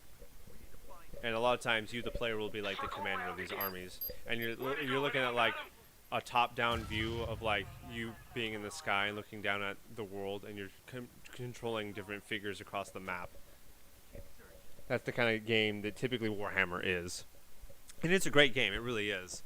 I know I have a friend, Isaiah plays Warhammer a lot, and he's got a lot of fun things to say about it. There's a guy on TikTok that likes to give a lot of factoids about Warhammer, and he says some pretty funny things about the orc faction. If you ever seen his videos, No. like here's an example. Orcs in Warhammer specifically have the power of it's called basically wish, or desire, want, and yes. Well, I mean, it is itself a video game. It's not on video games. It is itself a video game. Warhammer, you can go out and buy a Warhammer by itself as a video game. It's not necessarily inside of anything, but you can get books and play it kind of like D&D, but that's not where its strength is. Personally, I don't believe that's where its strength is, but you can do things like that. You can build your own worlds in Warhammer at a game table with the crew where you have a DM and different people with character sheets. You can do it like D&D if you really wanted to, but there's a lot more games out there for Warhammer specifically where you can play online with your friends. You can play factions, you control armies, and you can try and rule the world or the galaxy, what have you. The funny thing about the orcs in Warhammer, though, is they have the power of belief. Hello. That's their magic. That's their one solo magic ability. And what I mean by that is, for example, orcs believe that anything colored red is faster. So they will paint their cars red, and through their magical power, which they don't know how to control, by the way, they're just a little bit, too dense in the head to understand that they have this ability. But they believe that things that are red are faster. So by this magic power, red cars are faster. They make it so with their power of belief. Also, if you ever get a hold of tech by orcs, This is the stupidest thing in the world. if you ever get a hold of a gun, like a machine gun from the orc faction, The orcs are powered by Peter Pan. Pretty much. yeah, in large degrees, it is a Peter Pan belief system. If you get a weapon, a gun from the orc faction, and you try to use it yourself, it won't work. But because the orcs believe that their guns work, they work. But if somebody else grabs their own gun, they'll find out that it's just like two sticks and a rock. And I don't mean it's literally what it is, but it's basically like what's happened. There's like a lot of tape in there, and somehow it fires bullets because they believe it works that way. There was one time where orcs were overpowering a strong point that the Space Marines or whatever they're called were holding down, but they were the Space Marines were having a hard time, and they were about to get overrun. And eventually, they were like, "You know what we're gonna have to do? We're gonna have to." What happened is they ran out of ammo, and they're like, "This is the final point. This is the last straw. The orcs are gonna beat us." And the commander of the Space Marines was like, "No, we're fighting the orcs. We know what to do." And so instead of actually like having real ammo in their guns and shooting the orcs, they just went blam, blam, blam, blam, blam, blam, blam. I'm shooting you, and the orcs were like, "No way, they're shooting us!" And the orcs were actually falling over. They're like, "Oh my god, they're shooting us! Where did they get this kind of ammo from?" And so the orcs started fighting back, like they knew what they were doing. And like orcs were stacking up on top of each other, and they were marching out, and they're like, "I'm a tank, I'm a tank, I'm a tank, I'm a tank." And this group of 5 orcs stacked on top of each other just kept saying, "I'm a tank, I'm a tank, I'm a tank," and they fired off like a tank into the Space Marines area. It was hilarious. An entire war built off of imagination. Yeah, I'm a tank, I'm a tank. And the thing that doesn't make them like outright busted is because the orcs don't have the intelligence to like understand, first of all, that they have this ability, and 2, to use it against the enemies. It's just a bare bones function that keeps them like capable of actually doing warfare. Because for the most part, they're not really capable of warfare in like a technological sense. But through their power of belief, they got war machines that work for no other reason other than this magical power.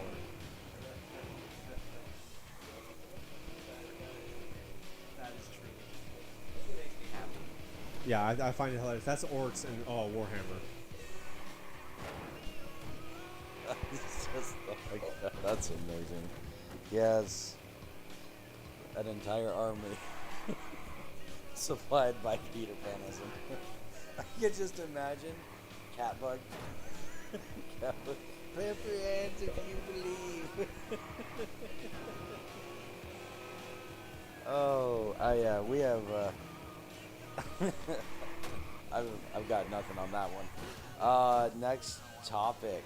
Let's go ahead. Let's talk TV shows and whatnot. So some really good ones out. Oh, real quick. Did you guys hear that the CW is for sale? The channel network? Yeah. No. Paramount, buy it. Paramount, buy it and make a Batman show directed by Taylor Sheridan, please. From my perspective. Taylor Sheridan can do no wrong. All right. Got some opinions there. Taylor Sheridan, have my babies. You want to bear Taylor Sheridan's babies? Dude, it's 2022. Anything can happen. Okay, to be fair, when I had a I had a combat scenario when I was doing training as a combat medic, where this person, and this is a scenario. This didn't happen in real life, but I had a combat scenario as a medic. They were just trying to throw me like for a whirl. It was supposed to be a really weird, bizarre scenario. And what had happened was there was this transgender soldier that was in the combat zone, but no one was really up to date on this person being transgender. And so when this person got shot down, I had to go out there, rescue them, bring them back. And when I was in the tactical field care setting, I discovered that not only was this person transgender, but they were also pregnant. And at the moment when they received trauma from the shrapnel of the IED, they also went into labor, and they were ready to give birth. So I had to deliver the baby in a combat zone. After I just found out, like, oh, that person got hit by an IED. Now they're giving birth. What a day. So yes, it do be 2020 like that. 2022 to be exact. Yeah, no, it is up for that is the CW is the channel that does have all the superheroes. It started the Arrowverse, Flash, DC Legends, the Batwoman. Oh my God, it is still on. Yes, I'm willing to bet that show is the reason why CW is up for sale for $550 million. By the way, hey, speaking of which, $550 million is ready to go in on it. This guy's For out of who? control. What? If I don't stop him, is? he's gonna hurt a lot of people. Yeah, he's so 550 sure he's million. gonna avoid prison. You got it? I know somewhere that does. The Powerball. No, not the Powerball. The Mega Millions. I mean, The Mega Millions is like up to 900 million right I was now. thinking of somewhere a little bit closer, What, the bank? of sorts. We're not gonna go into detail on stream, but Tony knows. I mean, we do be watching Watch Dogs right now. Also, what is that one game where you do bank heists with your friends and it's Payday. Payday? Yeah, we've never played Payday, but we could do that for a stream one of these times. Yeah, actually, I've got it on both Xbox and on Steam. So I think I need this truck. It's for Her Majesty. 911, what's your emergency? What's going on? Are you still there? Hello? Some cops over.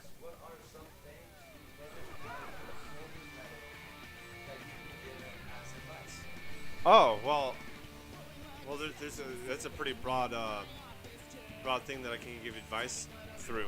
Change your socks. Take a knee, change your socks, drink water.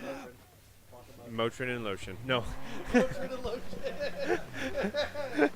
No, in terms of being a combat medic, what I really recommend, and this is from the National Guard standpoint for me, is that if you go into the medical field, to me it's really important that you really focus on the medical training, and don't really go for any side MOSs or do other additional jobs, because unless you're like really good at what you do as a medical professional, because the medical field is very dynamic and it's ever changing. So what could be policy this year can be way against the standard next year, and a lot of things that are taboo this year, next year will be like, oh well, that cures cancer. Who'd have thought that would be the thing? And a good example of that is when the medical field was first being utilized in modern day combat. We had a really poor understanding, not only a poor understanding, but a poor view of tourniquets. Tourniquets were like, no, we don't want to use those unless it's like a last ditch effort. Otherwise, you're going to really mess up your extremity that you put the tourniquet on. And nowadays, it's like, that's one of the first things, like literally in terms of like combat trauma as a medic, the first thing I'm going to do to you on what we call the X, which is where you obtain an injury, the first thing and the only thing I can do in that point is apply a hasty tourniquet high and tight over the extremity that I see blood on. It's literally the first thing I'll do tourniquets went from having a really bad rap to being like, oh, I'm gonna slap down on like candy, like, oh, tourniquet for you, everyone look under your seats, tourniquets. And I remember we have a colleague that teaches medical at our job, and I had a discussion with him about tourniquets, where he was giving his reasoning as to why we don't teach tourniquets in the medical class, and he said it's because it's too complicated. People won't understand, and then the biggest thing is that people will want to take them off, and they won't understand how to take them off, and they'll immediately blow out veins, because it used to be common knowledge to people revolving around tourniquets that if you open up a tourniquet too fast, you'll blow out someone's veins, because the rushing of blood back into those veins when they had nothing in them will blow them out, because they were no longer able to hold in the volume. And where that's not completely unfounded, that's not entirely true either. And tourniquets, honest to God, aren't that complicated. And I would love to teach our colleagues at work how to use them, because it's really not that hard. Like, especially in terms of a life-saving condition in a bus, if there was a kid and for some reason he had major bleeding, hemorrhaging from an extremity, a high and tight tourniquet on that extremity will save that guy's life. That it will save someone's life. It really will. And there's no real reason for you to loosen the tourniquet. Even as a first responder, there's no reason for you to do it. Like me as a combat medic, I could come up with a reason, especially if I had to sustain someone for 4 hours waiting for a helo to come in and pick someone up. But as what we are in our field, EMS will be there within minutes to take this person from us. No problem. We're not going to ever need to know really what the proper way to loosen a tourniquet is, which is across 10 gumdrop ferries, by the way. 1 gumdrop ferry, 2 gumdrop ferries, if you find that hilarious. But, I mean, it's really not that difficult. It's not something that requires, like, an intense amount of training to understand. Really what it is the application thereof requires a lot of repetition, especially when what really matters is how fast you can apply it. Not like, oh man, I gotta worry about when I can take it off, especially within like the urban areas where an EMS can get to us within minutes.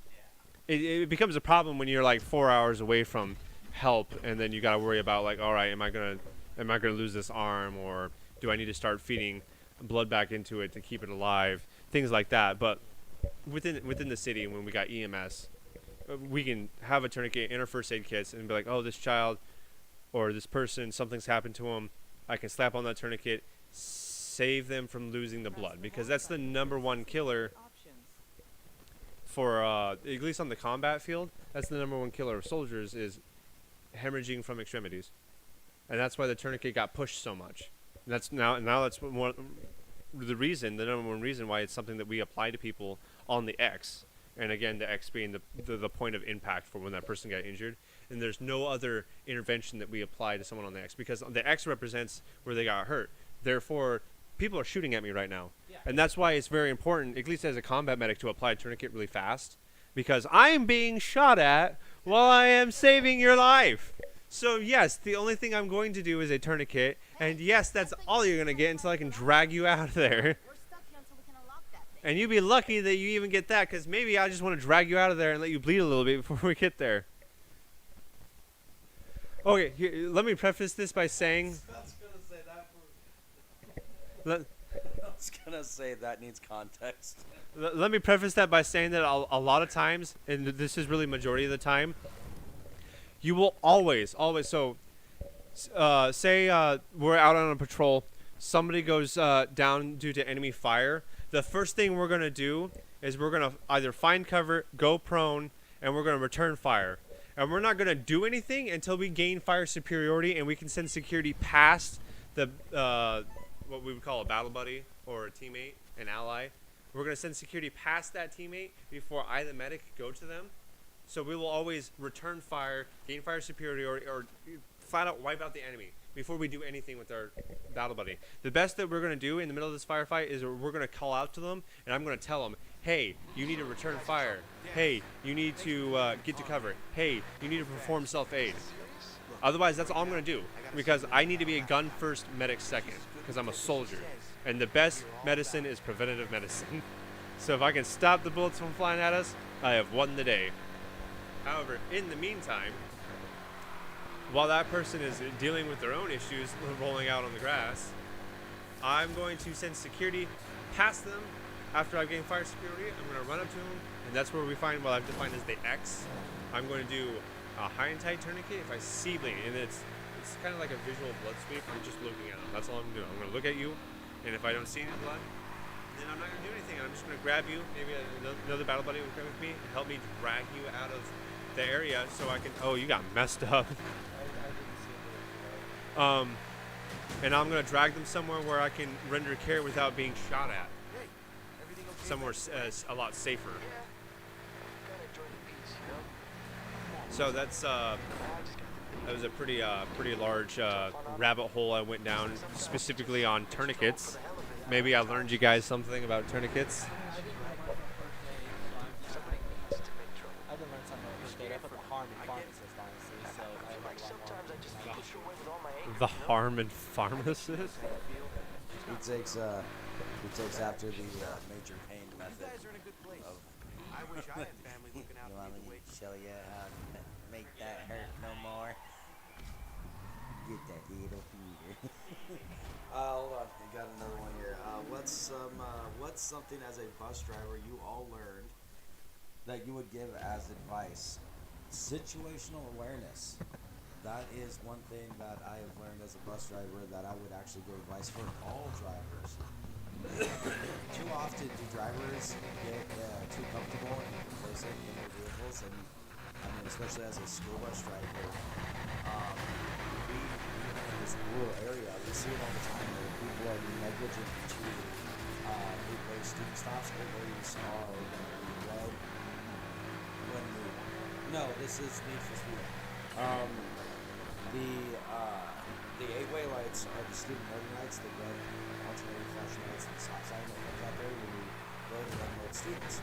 And too often people get complacent with those lights going, and impatient that they'll try to drive around and never run over students. Also, I think I can say this, it's actually becoming increasingly dangerous to be a bus driver these days. This last year alone, we've had several bus drivers nationwide take their own lives and them themselves become.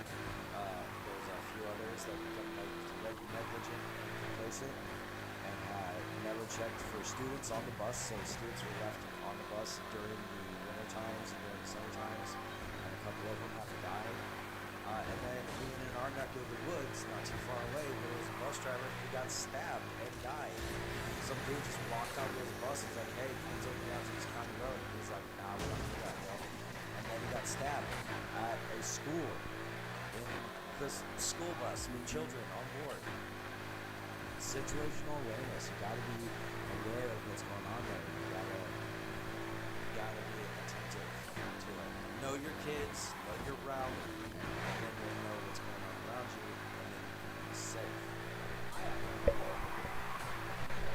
I've been a bus driver for a few years now, but I was at one point, and make sure your bus camera's working, because then if you get accused of something like, oh, I don't know, brake checking a bus full of kids, having a working camera in your bus is great for validating that, no, you didn't brake check a bus full of kids. Yeah, but especially when I first got into bus driving, that was one thing that I hadn't really considered, but it makes a lot of sense, is that you think, oh, the camera is there to like catch people doing things that you're not supposed to be doing, like, oh, that one kid in the back was like passing out gum or sticking gum under the seats, but like really in large part that camera does protect the bus driver against accusations that have no place being on the bus. Like, for example, if one of the students was saying, oh yeah, the bus driver was cussing us out because he got mad at us, like, no, I didn't, but also here's the camera footage like proving that I did no such thing, and you're just trying to get the bus driver in trouble. And it's super helpful. Another thing, and I remember James saying this one time, is where he stood side by side with the child's parent watching the video, and that parent, even though they're watching the video with their student doing the thing, that parent will still look them dead in the face and say, that's not my kid. So there's still circumstances where people will go out there and be like, that didn't happen. And they can see it happening in the video, and they'll be like, nope, that's not my student. Not my problem. It didn't happen. That boggles my mind. And my friend, I have a good friend of mine whose parent works within the correction system here in our town, and he said all too often for the people that he sees in there as he works there, the people that come in there through other means other than working there, those people are notorious for having that mentality of like, oh, did you drop that spoon? Even though he can watch them like drop a spoon in the cafeteria, they'll be like, no, I didn't do that, but I just watched you do it. And they'll argue with you come hell frozen over. They will never admit that they dropped that spoon. It's just their mentality, and that's really unfortunate. That is unfortunate with that one. Next question is: have any of you or all of you deployed overseas? That's going to be a no for me, Tony, on this one, because I unfortunately was never able to serve. The day that I was going to go talk to a recruiter about joining in the Army, He got adopted. I did not get adopted. He wanted to be adopted into the Army, and they said no. Yeah, the day I was going to go talk to a recruiter about it, I was in an unfortunate accident. I was in the back seat of the vehicle. I was not driving, but it broke my back and my face and ruptured my intestines, and I was disqualified from ever joining the military unless extreme dire circumstances, I guess. But ever since I had the titanium rods put in my spine, I've tried several times to join up, and they've denied me every time. So for me, that's a no. So, actually, I think I should answer this last. I'm going to skip over to Ian. I also have never served, so I'm obviously not good. Have you ever been to a foreign country? In Hawaii. Been to Hawaii? I mean, that's technically over a seat. Well, I know that they weren't too happy about being assimilated into the United States. But, they... wow. But, hopefully we can all come together on that. Because it is a phenomenally beautiful place, and I want to visit there sometime. However, okay, so I'm in the Army National Guard. I joined back in 2014, and since then I've had one opportunity to deploy to Romania, and we deployed there for the specific reason of helping train the Polish army at the border of Romania to Russia to put on like a show for the Russian military. They're like, hey, this is what you're gonna have to deal with if you start popping off here, because it was an exercise to show what the American military can do, and it was also us helping train the Polish army so that they can respond, because obviously they're going to respond before us if anything were to pop off. So it helps us train our allies, and it also shows our enemies, or our potential enemies, hey, this is what we're capable of, and you don't want this. With that being said, I did not take that trip. I denied it. At first I was like, yeah, I want to do it, but then like they kept asking over and over again, and they allowed me to think about it long enough to where I decided no, I didn't want to do it, because being home is so much nicer than just being overseas in the mud fields, living in a tank for a month. So I talked myself out of it, but at first I was like, yeah, and they kept asking long enough for me to say no, unfortunately. They are asking for volunteers if we want to go over to Kuwait right now, and I don't want to do that either. Really, I'm more focused on right now in our particular state. Our governor is utilizing the National Guard to help with the hospitals, and I actually do like that. And that's one of the reasons why I joined the National Guard, is I actually prefer responding to threats stateside versus outside of the United States, or what we would call OCONUS and CONUS, which is continental United States, or outside of continental United States. Can't make those. Woo! But no, I've never actually deployed myself. I've had opportunities, but I've turned them down.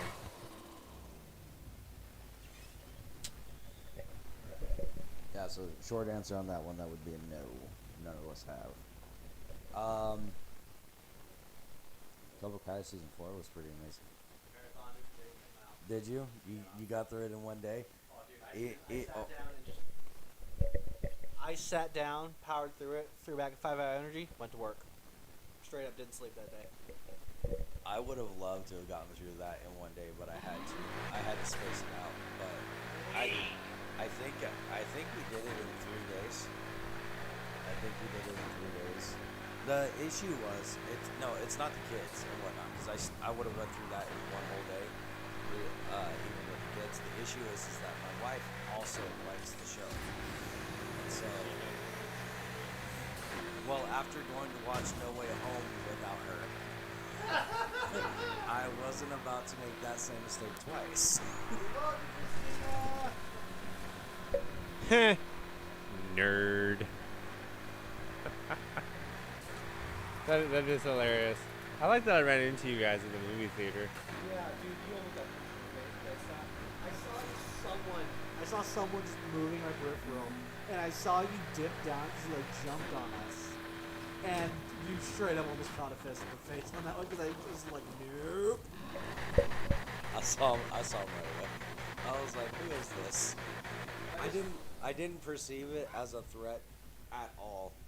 I saw him running up, and I immediately thought to myself, this has got to be one of Ian's coworkers, and I was wrong because it was one of mine. Well, no, I'm just walking, talking to you, and I just see dark shapes start moving. Dark shape move faster and orient. I don't know if we can classify Kenny as dark. Dark shape. He was wearing like a black jacket, and he has black hair. That's just blending together for all the other dark shades. And so when he actually almost decked him, I was like, hi, Kenny. Yeah, that was after we watched Kingsman, actually, which I've got to say, I rather enjoyed Kingsman really well. That was probably the better of the three. Have you deployed within the United States, Kenny?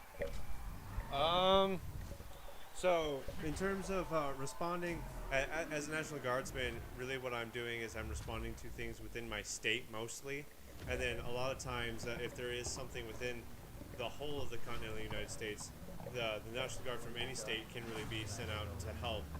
As you can see with like the border crisis, a lot of different states have sent different individuals or companies to the southern border. But yes, I have deployed actually just recently, as one of my friends here knows. I was in Central Oregon for 3 months helping the hospitals. I was sent out there to help just keep them running and going due to the perception that there was going to be an influx of COVID patients and they were going to be overburdened. So we were sent there to help them with manpower to keep the cogs going, so to speak. And that's what I want, which is really interesting to think about, being that I was sent out at the beginning of the school year, and so I was taken away from my civilian job, and I just recently came back, and I had to relearn all my students' names and reacquaint them with me, because they had different people, which different drivers have different rules and different styles, even when it comes to driving, so the kids had to reacquaint themselves with me. But yes, I've deployed within the United States. I've done 3 different responses within Oregon alone. 2 in response to COVID now, and 1 for wildfires. And the wildfire deployments are actually really entertaining. Or at least the one that I did, I thought was really entertaining because I got to drive to a lot of different landscapes. One of the things that I got to bring into the military from my civilian job is that I can drive big rigs. And so I was able to put a lot of different large troop transport vehicles in my military license because of that. And so when we went over to fight fires in southern Oregon, I should say the southeast corner of Oregon, 3 years ago I believe it was, I drove an LMTV packed with a bunch of my battle buddies and firefighter gears. And I got to drive them up and down mountains and whatnot and take them to the fire areas. And even though I wasn't necessarily the one directly fighting the fire, I got to drive my teammates, my battles, my allies in and out of the fires. And it was a lot of fun. And I got to see a lot of cool scenery, and I got to get close to the fires. It was a lot of fun. Especially on days where our specific task was just to be fire watch, where we would go up on the ridgeline and we just watch out over the landscape and make sure there's no fires breaking out. Those were nice, peaceful days. But yeah, so in answer to your question, I have deployed within the United States, mostly Oregon. I've had a couple things going up in Washington and over in Idaho, and never California. California could qualify as combat deployment. To answer this next question, does the one playing the racing game drive bus? Thankfully, no. No, he doesn't. Yeah, he is. He is a better driver in real life than he is on this. He did drive school bus. He has quit. If he chooses to disclose his current occupation, I'll let him do that. But so if you didn't hear that, he did say that he works private security at a casino. So that's what he does. He's a security person. I don't know what the PC term is for you people. Security officers. Observe and report. Are you equipped with he's equipped with a flashlight and a roll of quarters so he can call the real cops.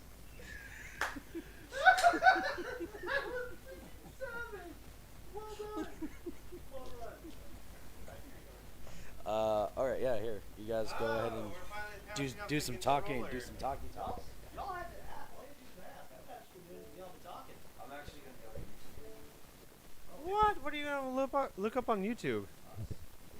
Why? I'm already looking at us on YouTube.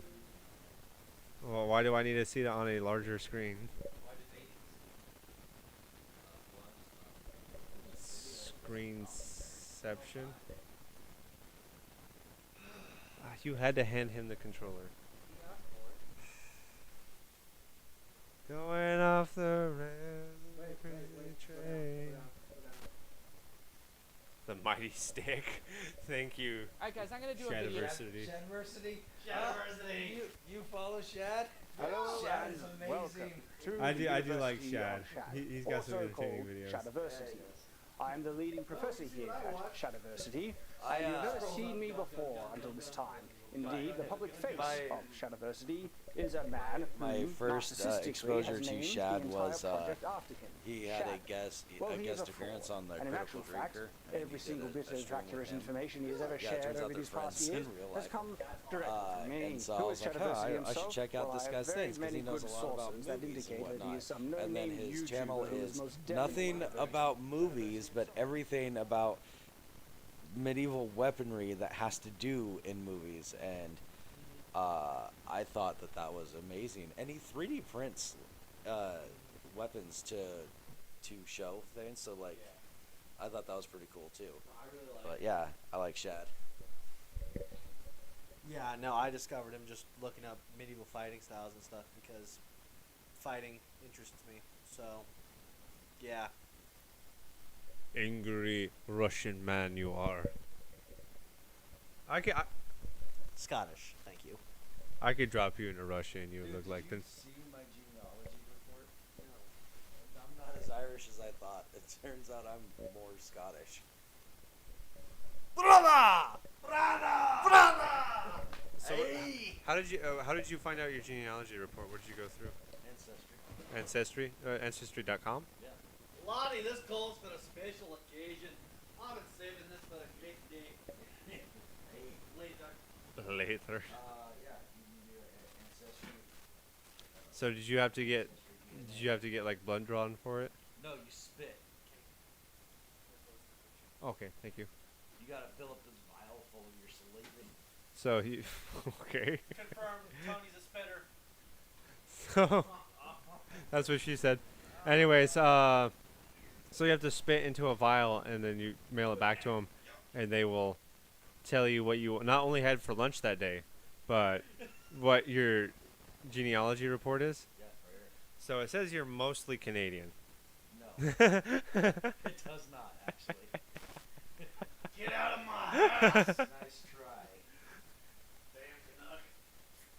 Well, that just means that you don't like the French. Is really what you're saying. I am mostly I don't. Scottish. I am mostly Scottish and English. It's 32%.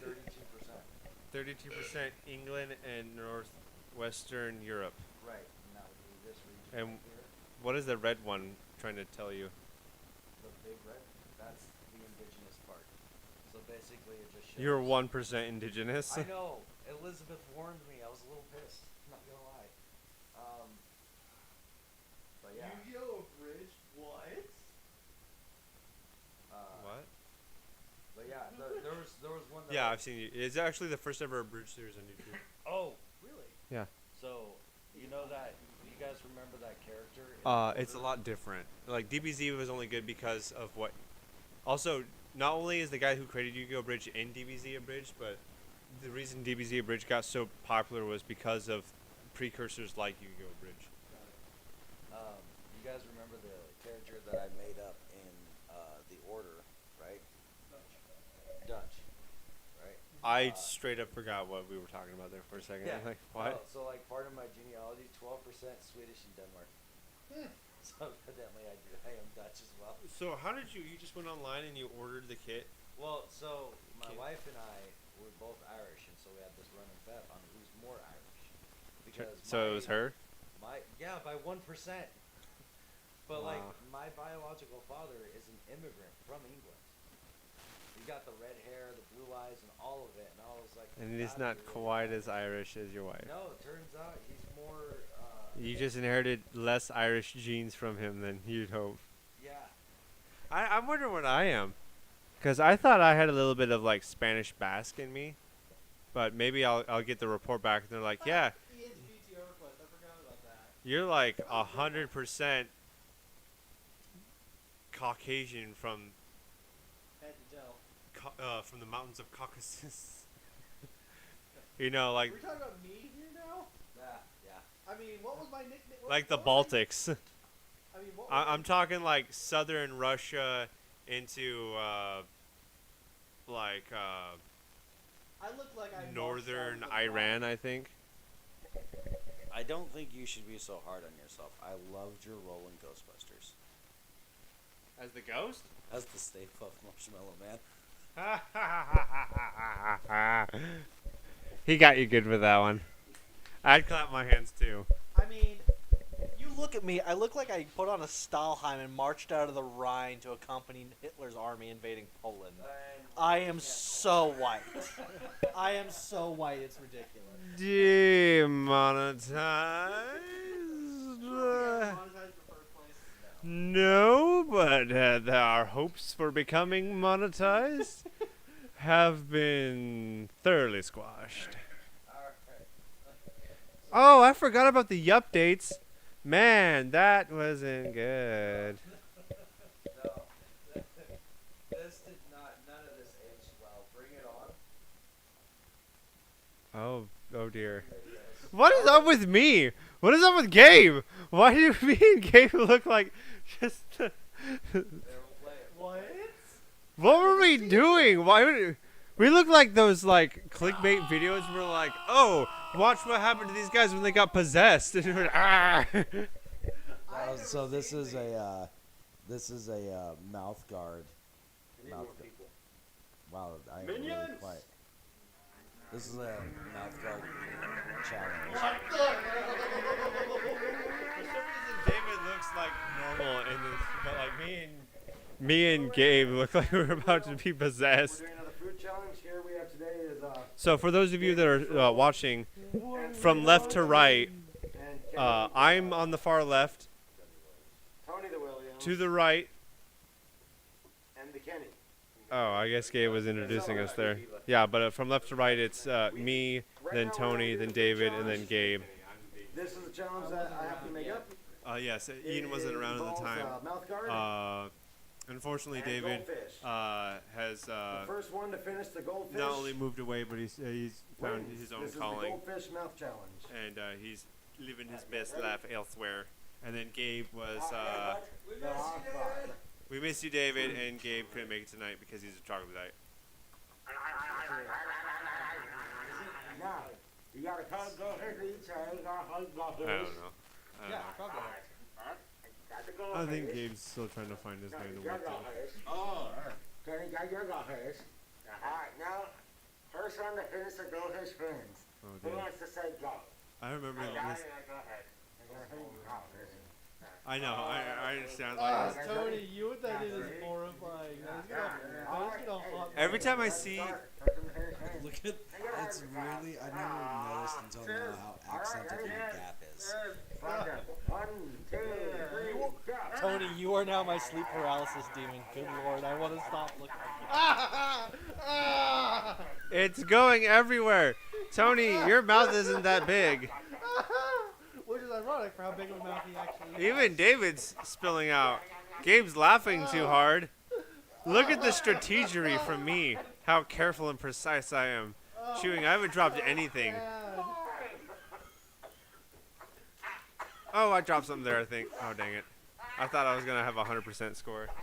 So I was flipping out at Gabe because he kept on spitting the goldfish out, and this is the facility that we were in was actually a church that I worked at, and I was the janitor.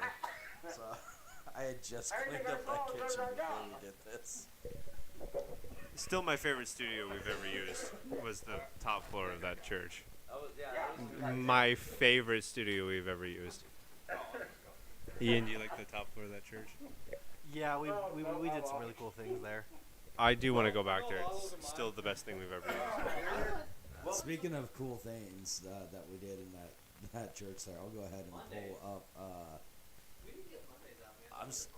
I'm still working on it. I know. I'm just saying. Eventually, we do. That was me and Kenny. We did that well. You guys did do that well. Here's one of it's a short, but here's one of the things that we did do there on a phone actually. A busted phone. Yeah, here it is. It's a TikTok, and all of this just came together just perfect. Yeah, we shall wait in silence for the mic drop, so to speak.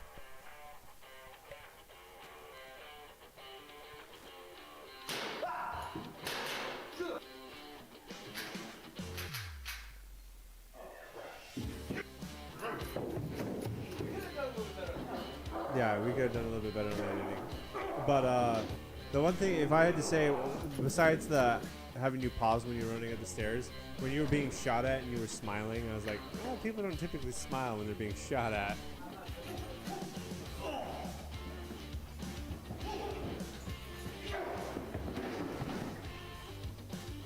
That hurt so bad. You're falling? 5 takes. Because you couldn't fall right. We dropped Tony repeatedly. Also, it didn't seem like there was a whole lot of weight behind your punch when you hit Ian. Because it looked like you just went in there and you're like, ah, There was. I mean, I wasn't trying to hit him for real. Yeah, but it was noticeable. Not like the time we did that. You know, I have to admit, that Spider-Man sweatshirt, I don't know where that went. But I wore that for a long time. Yeah, I remember. That was your, That's the... Dungeons and Dimwits. We need to do that again. Dun- That was funny. I have lost the costume to Dungeons and Dimwits. We gotta redo it. We'll look it up. Dungeons and Dimwits is good. Gorg stealth. Gorg How are we gonna take this dungeon out? I don't know, though. Gorkin stealth. I love how to smack you both into each other. You don't see God. I ain't seen nothing.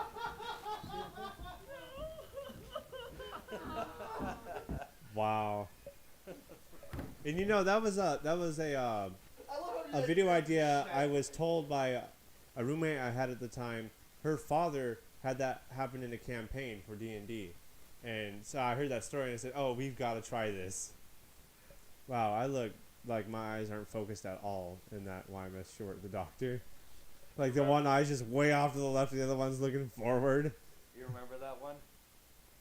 I know. I guess I don't. You don't remember the doctor? Is that the one where you had the eye thing? The eye No, problem? no, it isn't. It's this one right here. Yeah, this is the one where your son photo bombs and does his cameo.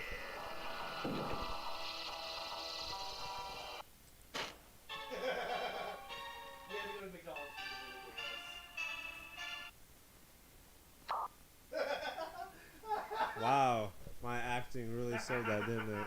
What? Where'd he go? Got him. There's the scene with your son. It's coming. Right There he is. An apple a day keeps the doctor away. We went through a weird phase where we were just like, We just went through this weird like 2-week phase where every YMS was, hey, we're gonna have Ian kill something. We're gonna have Ian hunt werewolves. We're gonna have Ian kill something. That was it was interesting.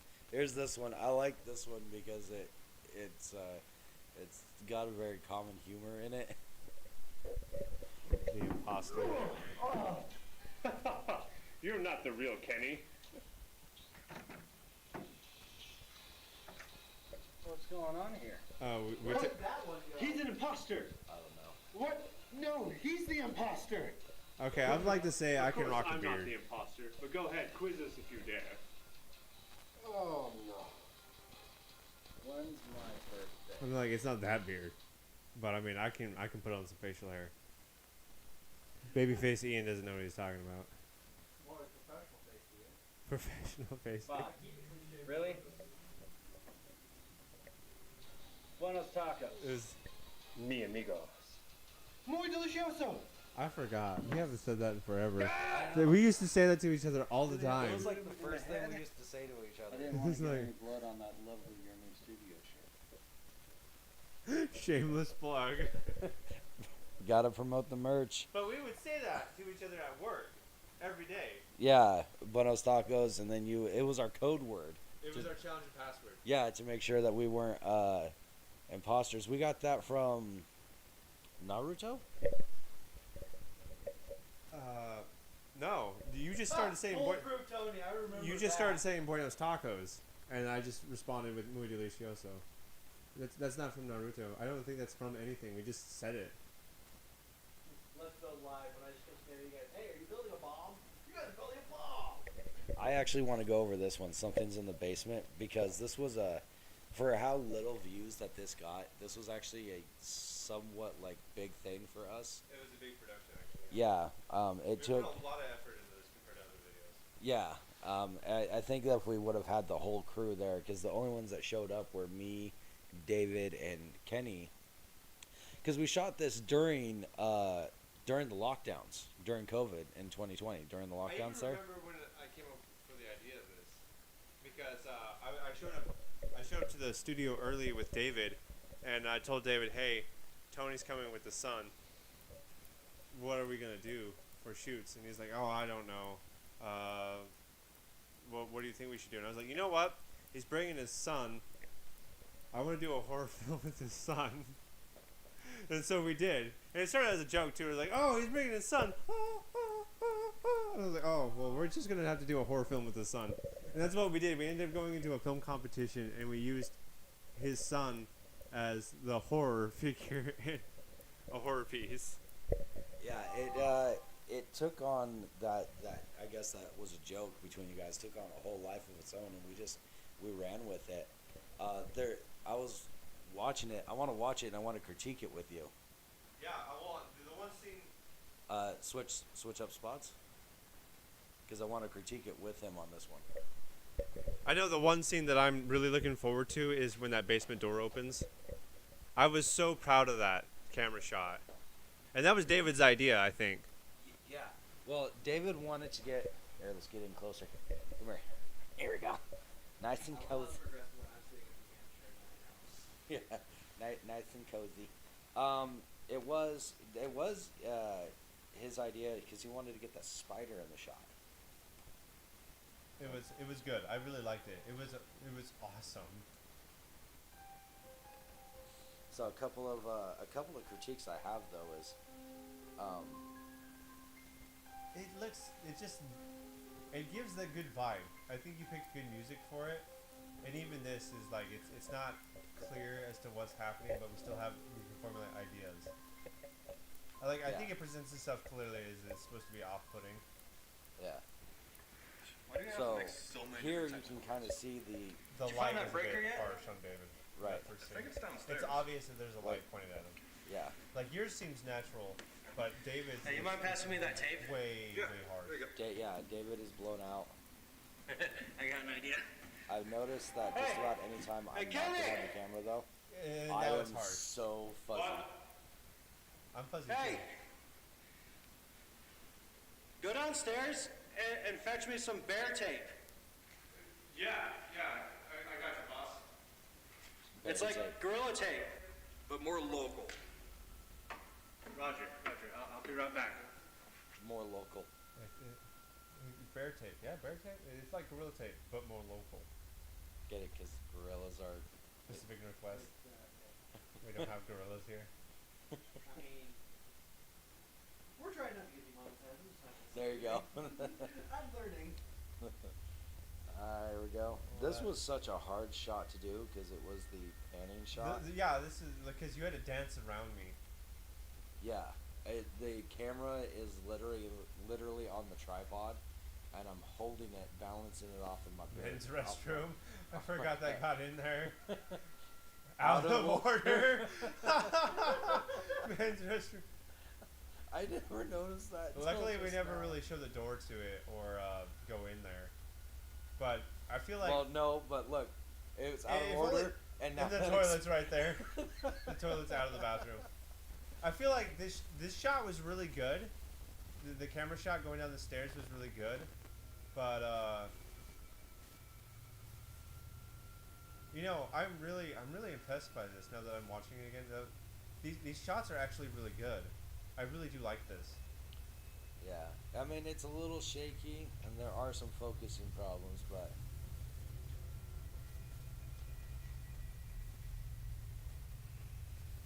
I had a heck of a time trying to find the correct music and sound for all of this. It looks a bit dark right there. I wonder if maybe we could have fixed that by getting closer, but I'm not sure. We wanted it dark for the. No, I mean dark as in like my shadow casting. This is the there shot. It is. This shot is There's so that spider good. shot. Oh, Everyone this talks is about the spider. So good. We had to rush to get that shot in there because that spider wouldn't stop moving, because it's a spider. So we had to rush really quick to get the focus just perfect, and it's still a little off, but.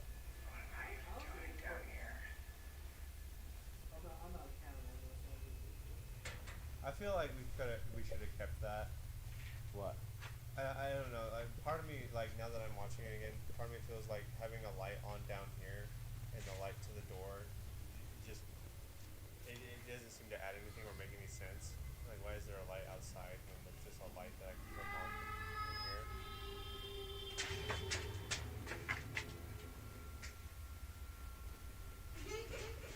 Also, I don't really like that. This is really bad. My push pull on this, the going back to it was real janky. Like trying to do that while holding the camera up was so hard to do. I think my turn, my spin, not the face that I made afterwards, but my spin just didn't sit well with me. I wish I could go back and do that again.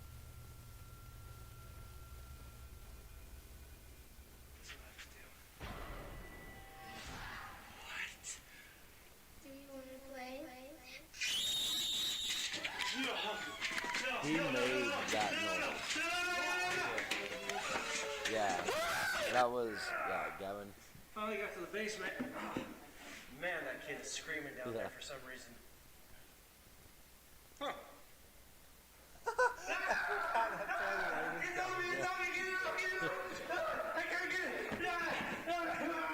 That was a good book, man. I'm gonna toot my own Get horn. off him, son. Come This here. right here is the biggest problem. Is we just ended. There's no noise or anything. We ended with. Who's coming down the stairs in the background?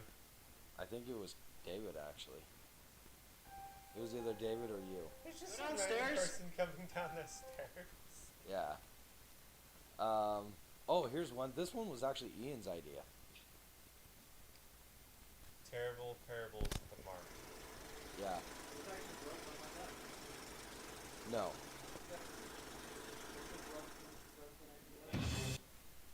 Yeah. When she chopped it, she did it in a way that broke it. I thought that No. it was in Kevin. Oh, I was gonna say I thought we did that in Kevin Castle. No, that was a separate thing. You want to get up on this and commentate? This one was your baby. Was I even in this one? You were. Yeah, you. You, me, and David, and No, Wait, it's me, David, and you. We were the ones that were going down. You guys should hold on to this. I was gonna say Kenny, you shot this. Yeah, but maybe you guys should comment on it. Because you forgot everything. Yeah, I'm gonna see this for the first time as if I haven't been in it. Well, then you should definitely sit here and commentate on it. Nah, I can just tell you from afar. But you're not telling the audience. But I am telling the audience from afar. It's So- just like my mother. Let me from afar. this was like end of the night. We were getting ready to be done, and I just wasn't quite satisfied with what we had done that night, and I really wanted to do something cool. And so me and Tony kind of workshopped this on the fly to just be cool about it, and I really liked it. Yeah, I thought that this came together pretty good. I will say the problem, as is with most of our skits, is the closeout always seemed a little it was left wanting. I thought the ending was the best part of this. It's good. We'll see. We'll see, and then I'll explain. There's one shot in here we want you to pause on that just it looks so This good. This is Rachel. This actually just might have been. Oh, you know what? That was Taylor. You Yeah. I was gonna say I don't think I did any of this. Yeah, no. No, that was Taylor. She was No, here. this is my baby, man. This is one of Must have been. I wasn't here at all for this. no. Yeah, no. She broke it in that shot where she racks the slide. She broke the hammer on it.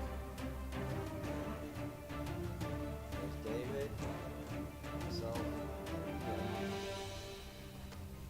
We'll all go in. This was so much fun to shoot. This is crazy. It's something that our studio did that I have no idea. No, check this scene right when you see me walking down the center aisle with the flashlight on the AR. It's just yeah. This to me, this is just okay. So pause real quick. David at some of the Fun- best professionals. You guys are there. really focusing on you guys walking down the aisles though. Like it feels like it's taking you guys forever to get to the aisle. Well, Yeah. we're scanning the rows, trying to make sure she isn't hiding in the rows. So what we did to shoot that, Taylor is actually the one who held the camera to shoot him. But what we did to shoot that is, we had to go down there 3 times, and she had to follow each of us down every time. And then I edited, and so I just chopped it up in between it because I was like, this is gonna be a really short skit, and I gotta draw it out somehow. So you just really maximize So travel time. Yeah. one funny thing is it's a little dark, so you won't be able to notice it really. But David, each time the camera focused on David, we put something new on him. Like at first, he was just wearing the hoodie with the vest. Then he put on my paint gas mask. Then he put a batarang in the vest. It's like each time David has a new piece of gear, and he's just adding to it each time. And we were just like, I wonder if anyone will notice. Let's put a batarang in your vest now. And it's just so I don't know if you can actually see it, but I can see fun the face fact. mask. I didn't know Yeah. he wasn't wearing it when he first walked in though. I didn't notice that. It was a little dark. You probably wouldn't have been able to see it. But yeah, David is, as it came to our studio, David absolutely just gives a middle finger to continuity. It's either that he doesn't care about the continuity and he just puts in what he wants to, or he gots to have a running joke in every skit. There was like, what was that one where he tried to incorporate a Mountain Dew bottle? Yeah, it had to be in the background In the background. of every scene. I can't believe you've never seen this one, man. I'm not gonna say it. I wouldn't even hear that name.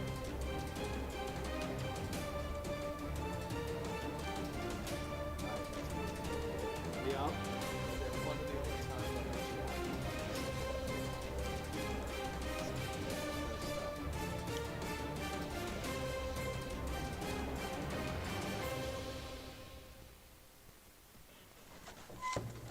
Please don't kill me. kill you. See? David also put on the goggles right before this. Like I said, you see I that's... totally missed the dialogue right there. Okay, back it up. This shot right here, I was actually pretty impressed with. Please don't kill me. Taylor did this, but it was because we all three of us guys had to stand there, right? And so the only way that she can get the shot without casting a shadow is she had to sit down. So it was completely by She's basically accident. sitting down and doing She's this. sitting down and looking up with the camera. It was completely by accident, but it was the best shot of this whole It skit. looks so good. Kill you. We just want to tell you you're it.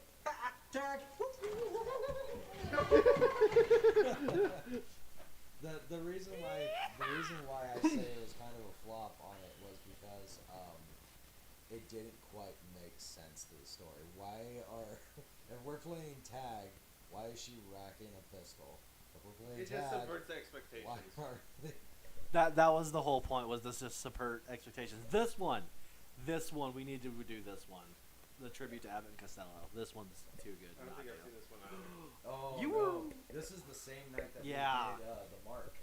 Actually, This I one. wasn't there at all then. yeah, David, in real life got me mad at him during this. This one made me. This one I was trying so hard not to laugh. I physically made my tongue move. How hard I was laughing. I hurt from laughter. Down, zombie! Wow, blown out audio. Yeah. He did that like 4 The times. vendor He had to called, toss his and they phone said that each you shorted time. them $72? No, I paid him the Good $28. lord, the I audio own. on this is $28? terrible. Yeah. It is. No, $100.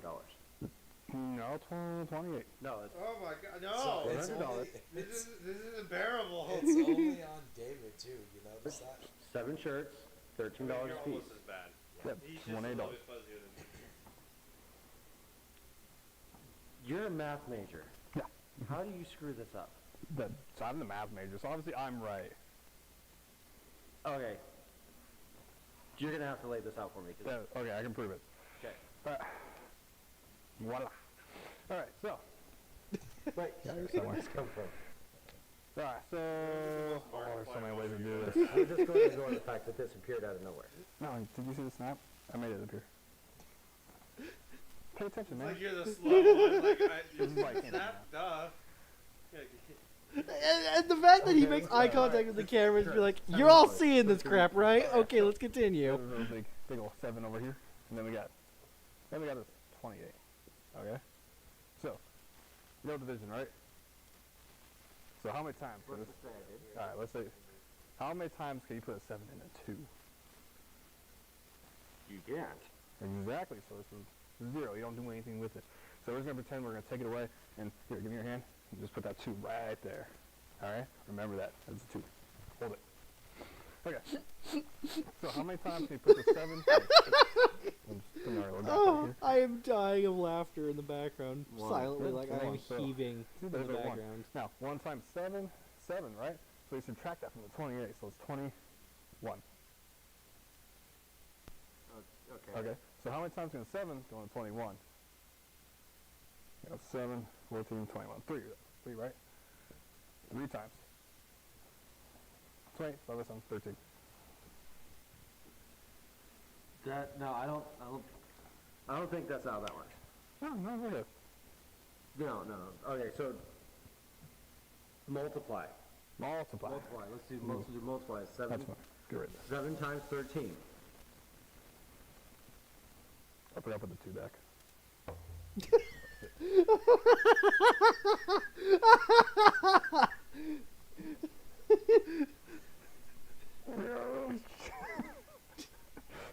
Tony's just so done.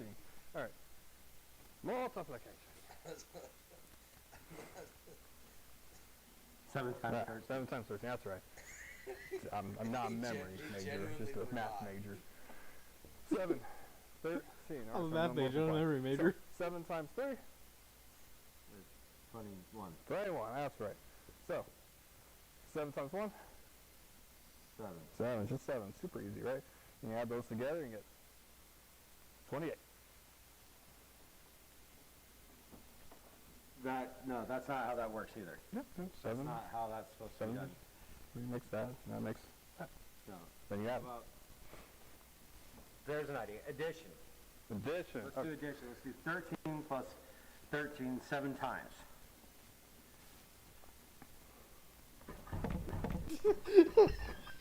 Done. He goes knock the whiteboard over. Okay, addition. So, we got 1, 2, 3.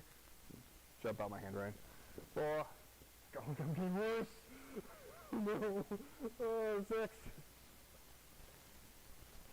That's 7, right? 7. Okay. Okay.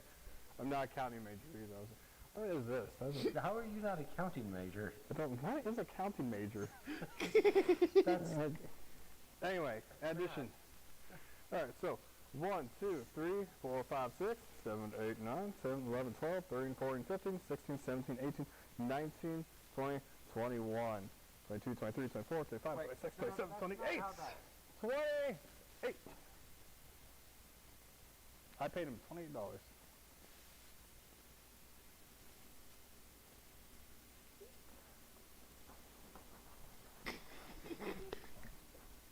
I'll do your accounting too. The audio on that one is really bad. The audio is terrible, but the joke and the delivery is beautiful. Like that. Oh, I wish we could almost like remaster it. We could. You know why? I'm gonna tell you why. Because most of those lines were improv. I know. And it was so good. Oh, the Dirt Devil details. We never got to see the results for that one ourselves. If Cartman hired an actual hitman. Alright, so last no, I don't want to. Last one. I don't want to see it. No, man. And this is where This one's so... Oh, please don't. Okay. Oh, this one was good. What the bus driver sees? Yeah, that was the first one I was in. Was it? Yeah. It was, because all these other ones... Mm-hmm. We're ready. No. Are you ready? You ready, Kenny? I don't want it. No, okay, in this case, one- no. Kenny, this was your baby. You get over here. This one. Come on, Kenny. Get over here. Commentary No, for this one. I'm out. This is the one where Ian broke his gun. And by Ian, I mean Kenny. No, it was David who hits it out of my hand. Was it? necessarily my baby no more than it was David's? It was, I mean, we all signed up for it. Yeah, it was something we did for a competition. Did we actually make it into the competition? Yeah, we lost. Horribly. We didn't make it past the first All right, round. we'll hit it. Yeah. Real quick. This one was hard to make because we had what was it? It was 72 hours to make a 1-minute action scene, and we all had a bunch of different ideas, and none of us had any idea how to shoot an action scene because this was the first action scene that we had ever shot As a studio. ever, and I do remember that tempers were high during all of this. I literally was just there trying to get the fight scene work with David. Y'all Yeah, I'm pretty sure David beat the crap out of Gabe. He did, And me. and we barely used any of those shots. I straight up just, you'll see when David does that giant roundhouse, he just clobbers the side of my head. I told him, bro, just hit me. Yeah, this was a hard one to do. Oh, it's so blurry. Yeah, it is. It's so terribly blurry. This is why I want to be the Gabe did a pretty good job there. I appreciate. Gabe actually looks like he had some bad intentions right there. Yeah, he did. I don't think he did a bad job.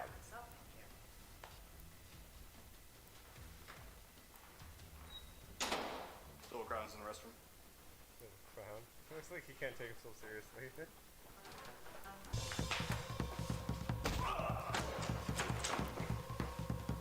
6 takes. 6 takes and David kicking him in the butt.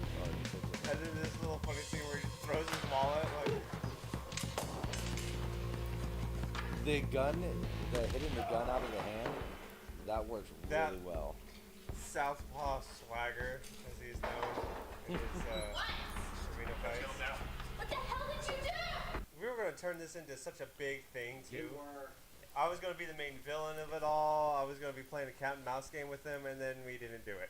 Yeah. It's so many good ideas there. I was trying to write the script for it, but script writing is genuinely hard. Yeah, it was not The easy. 72-hour music video is, I think, the best cooperation we've ever done as a studio. I think for one video, like even when we pulled in outside help with Nick in Spearman Studios. Yeah, this did better as a production. This was better than even. Yeah, I think it was my best feeling in a production. To me personally, I felt like as a production, that was my favorite time as a studio. Like that was golden age. YourMove Studios right there. Yeah. Hey there, When Internet. It's everybody Tony with showed up. YourMove Studios. Yeah, I wanted agree with you on to, that one. It do did this really introduction. well. As some of you knew, we decided to shoot Dare a I say, music even video better than the interrogation. in collaboration The with Spearman interrogation. Studios, the guy that helped us out with the Yeah, interrogation. which the interrogation and we actually entered got that us into a some awards. filming competition down in Eugene on the 29th. And, well, we lost. But deservedly, to be Alright, honest we'll do with the you, because the interrogation competition was really, really talented. But some of You you don't? guys were asking, what kind of music video was it? What was the music? What did it look like? So, because he took out a bunch of like we're gonna the show you. garbage lines that I put in there. Okay. I don't think I wrote a very good script for it. Yeah, because the interrogation was really our first go about as a competition. Well, not even as a competition, as like running skits and things like that.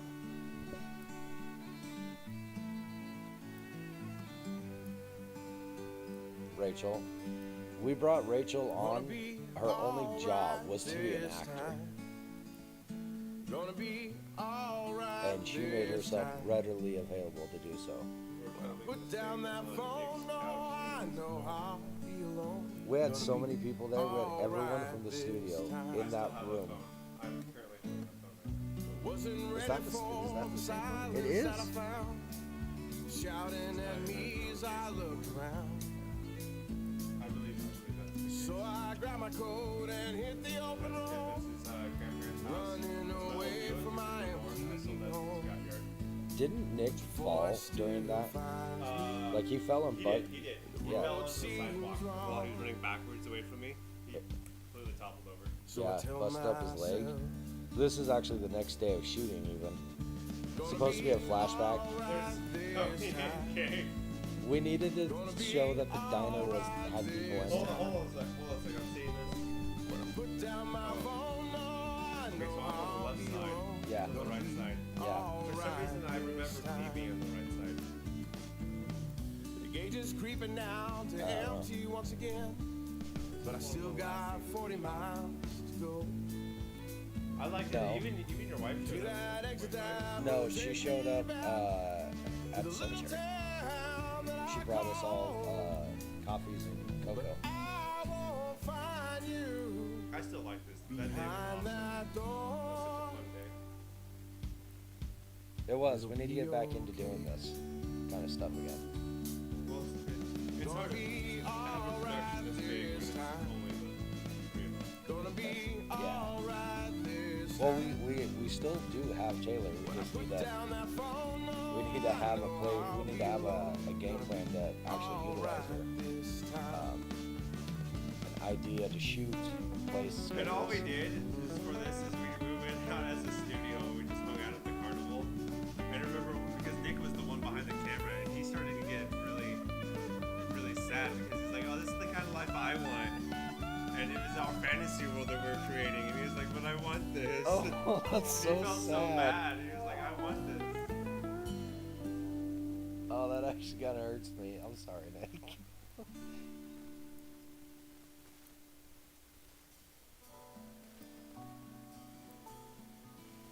Yeah, it was right after this scene that my wife brought us coffees. He was dressed up for it all and everything. And, you know, the reason I have all this stuff is because David and I decided to. Yeah, see, now I'm on the right side. I can never explain to you. Look, I she's suppose- also wearing. This is different. The other one was your first date. This is your last date. I will never get the chance to change the fate of this romance. This is her 'Cause telling when I you go that to she's sea, going to just letters on a stone. college. Simple dates say remind me that is where you found me. We went on just you and I. But I will never get you back. That second date, it tells me that I just have to move on. So everybody says they just don't know what to say. Open hearts, they start to pray. Offer up some bad advice, hoping they can make it right. So I've learned to say these words, offer those who lost enough to stand by me until I see that sunrise. You guys did this part. I wasn't there when So I just tried that open road. Stereo turned to my phone. You Listen went home to to get your changed, I last think, words to me. because we shot all of the Hey, cemetery scenes it must be a shock to hear first, from me. I just wanted to say before you and then go you had to is go that and get our your time hair may cut. have been short, but it's a learning opportunity.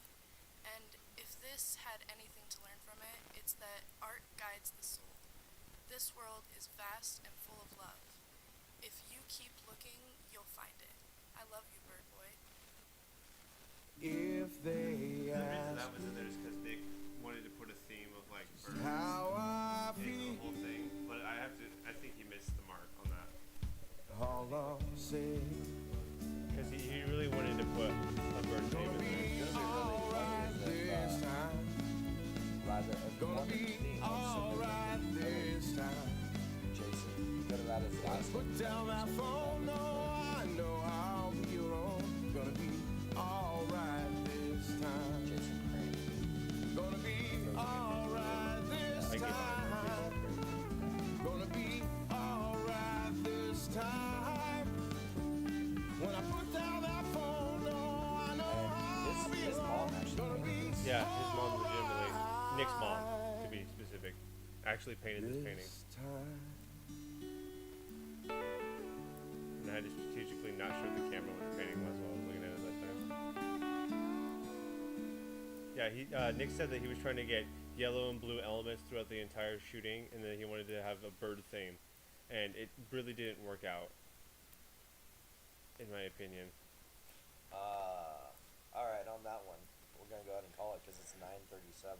All right, it Hey. do be that time, and we do have to get up early. Thank you, everyone, for joining us on our critiques of our YouTubes and our podcast and everything. It's the first real one that got up off the ground with no hiccups this time. Our duct tape production is still Top duct tape. shelf production. Top shelf duct tape. Yeah.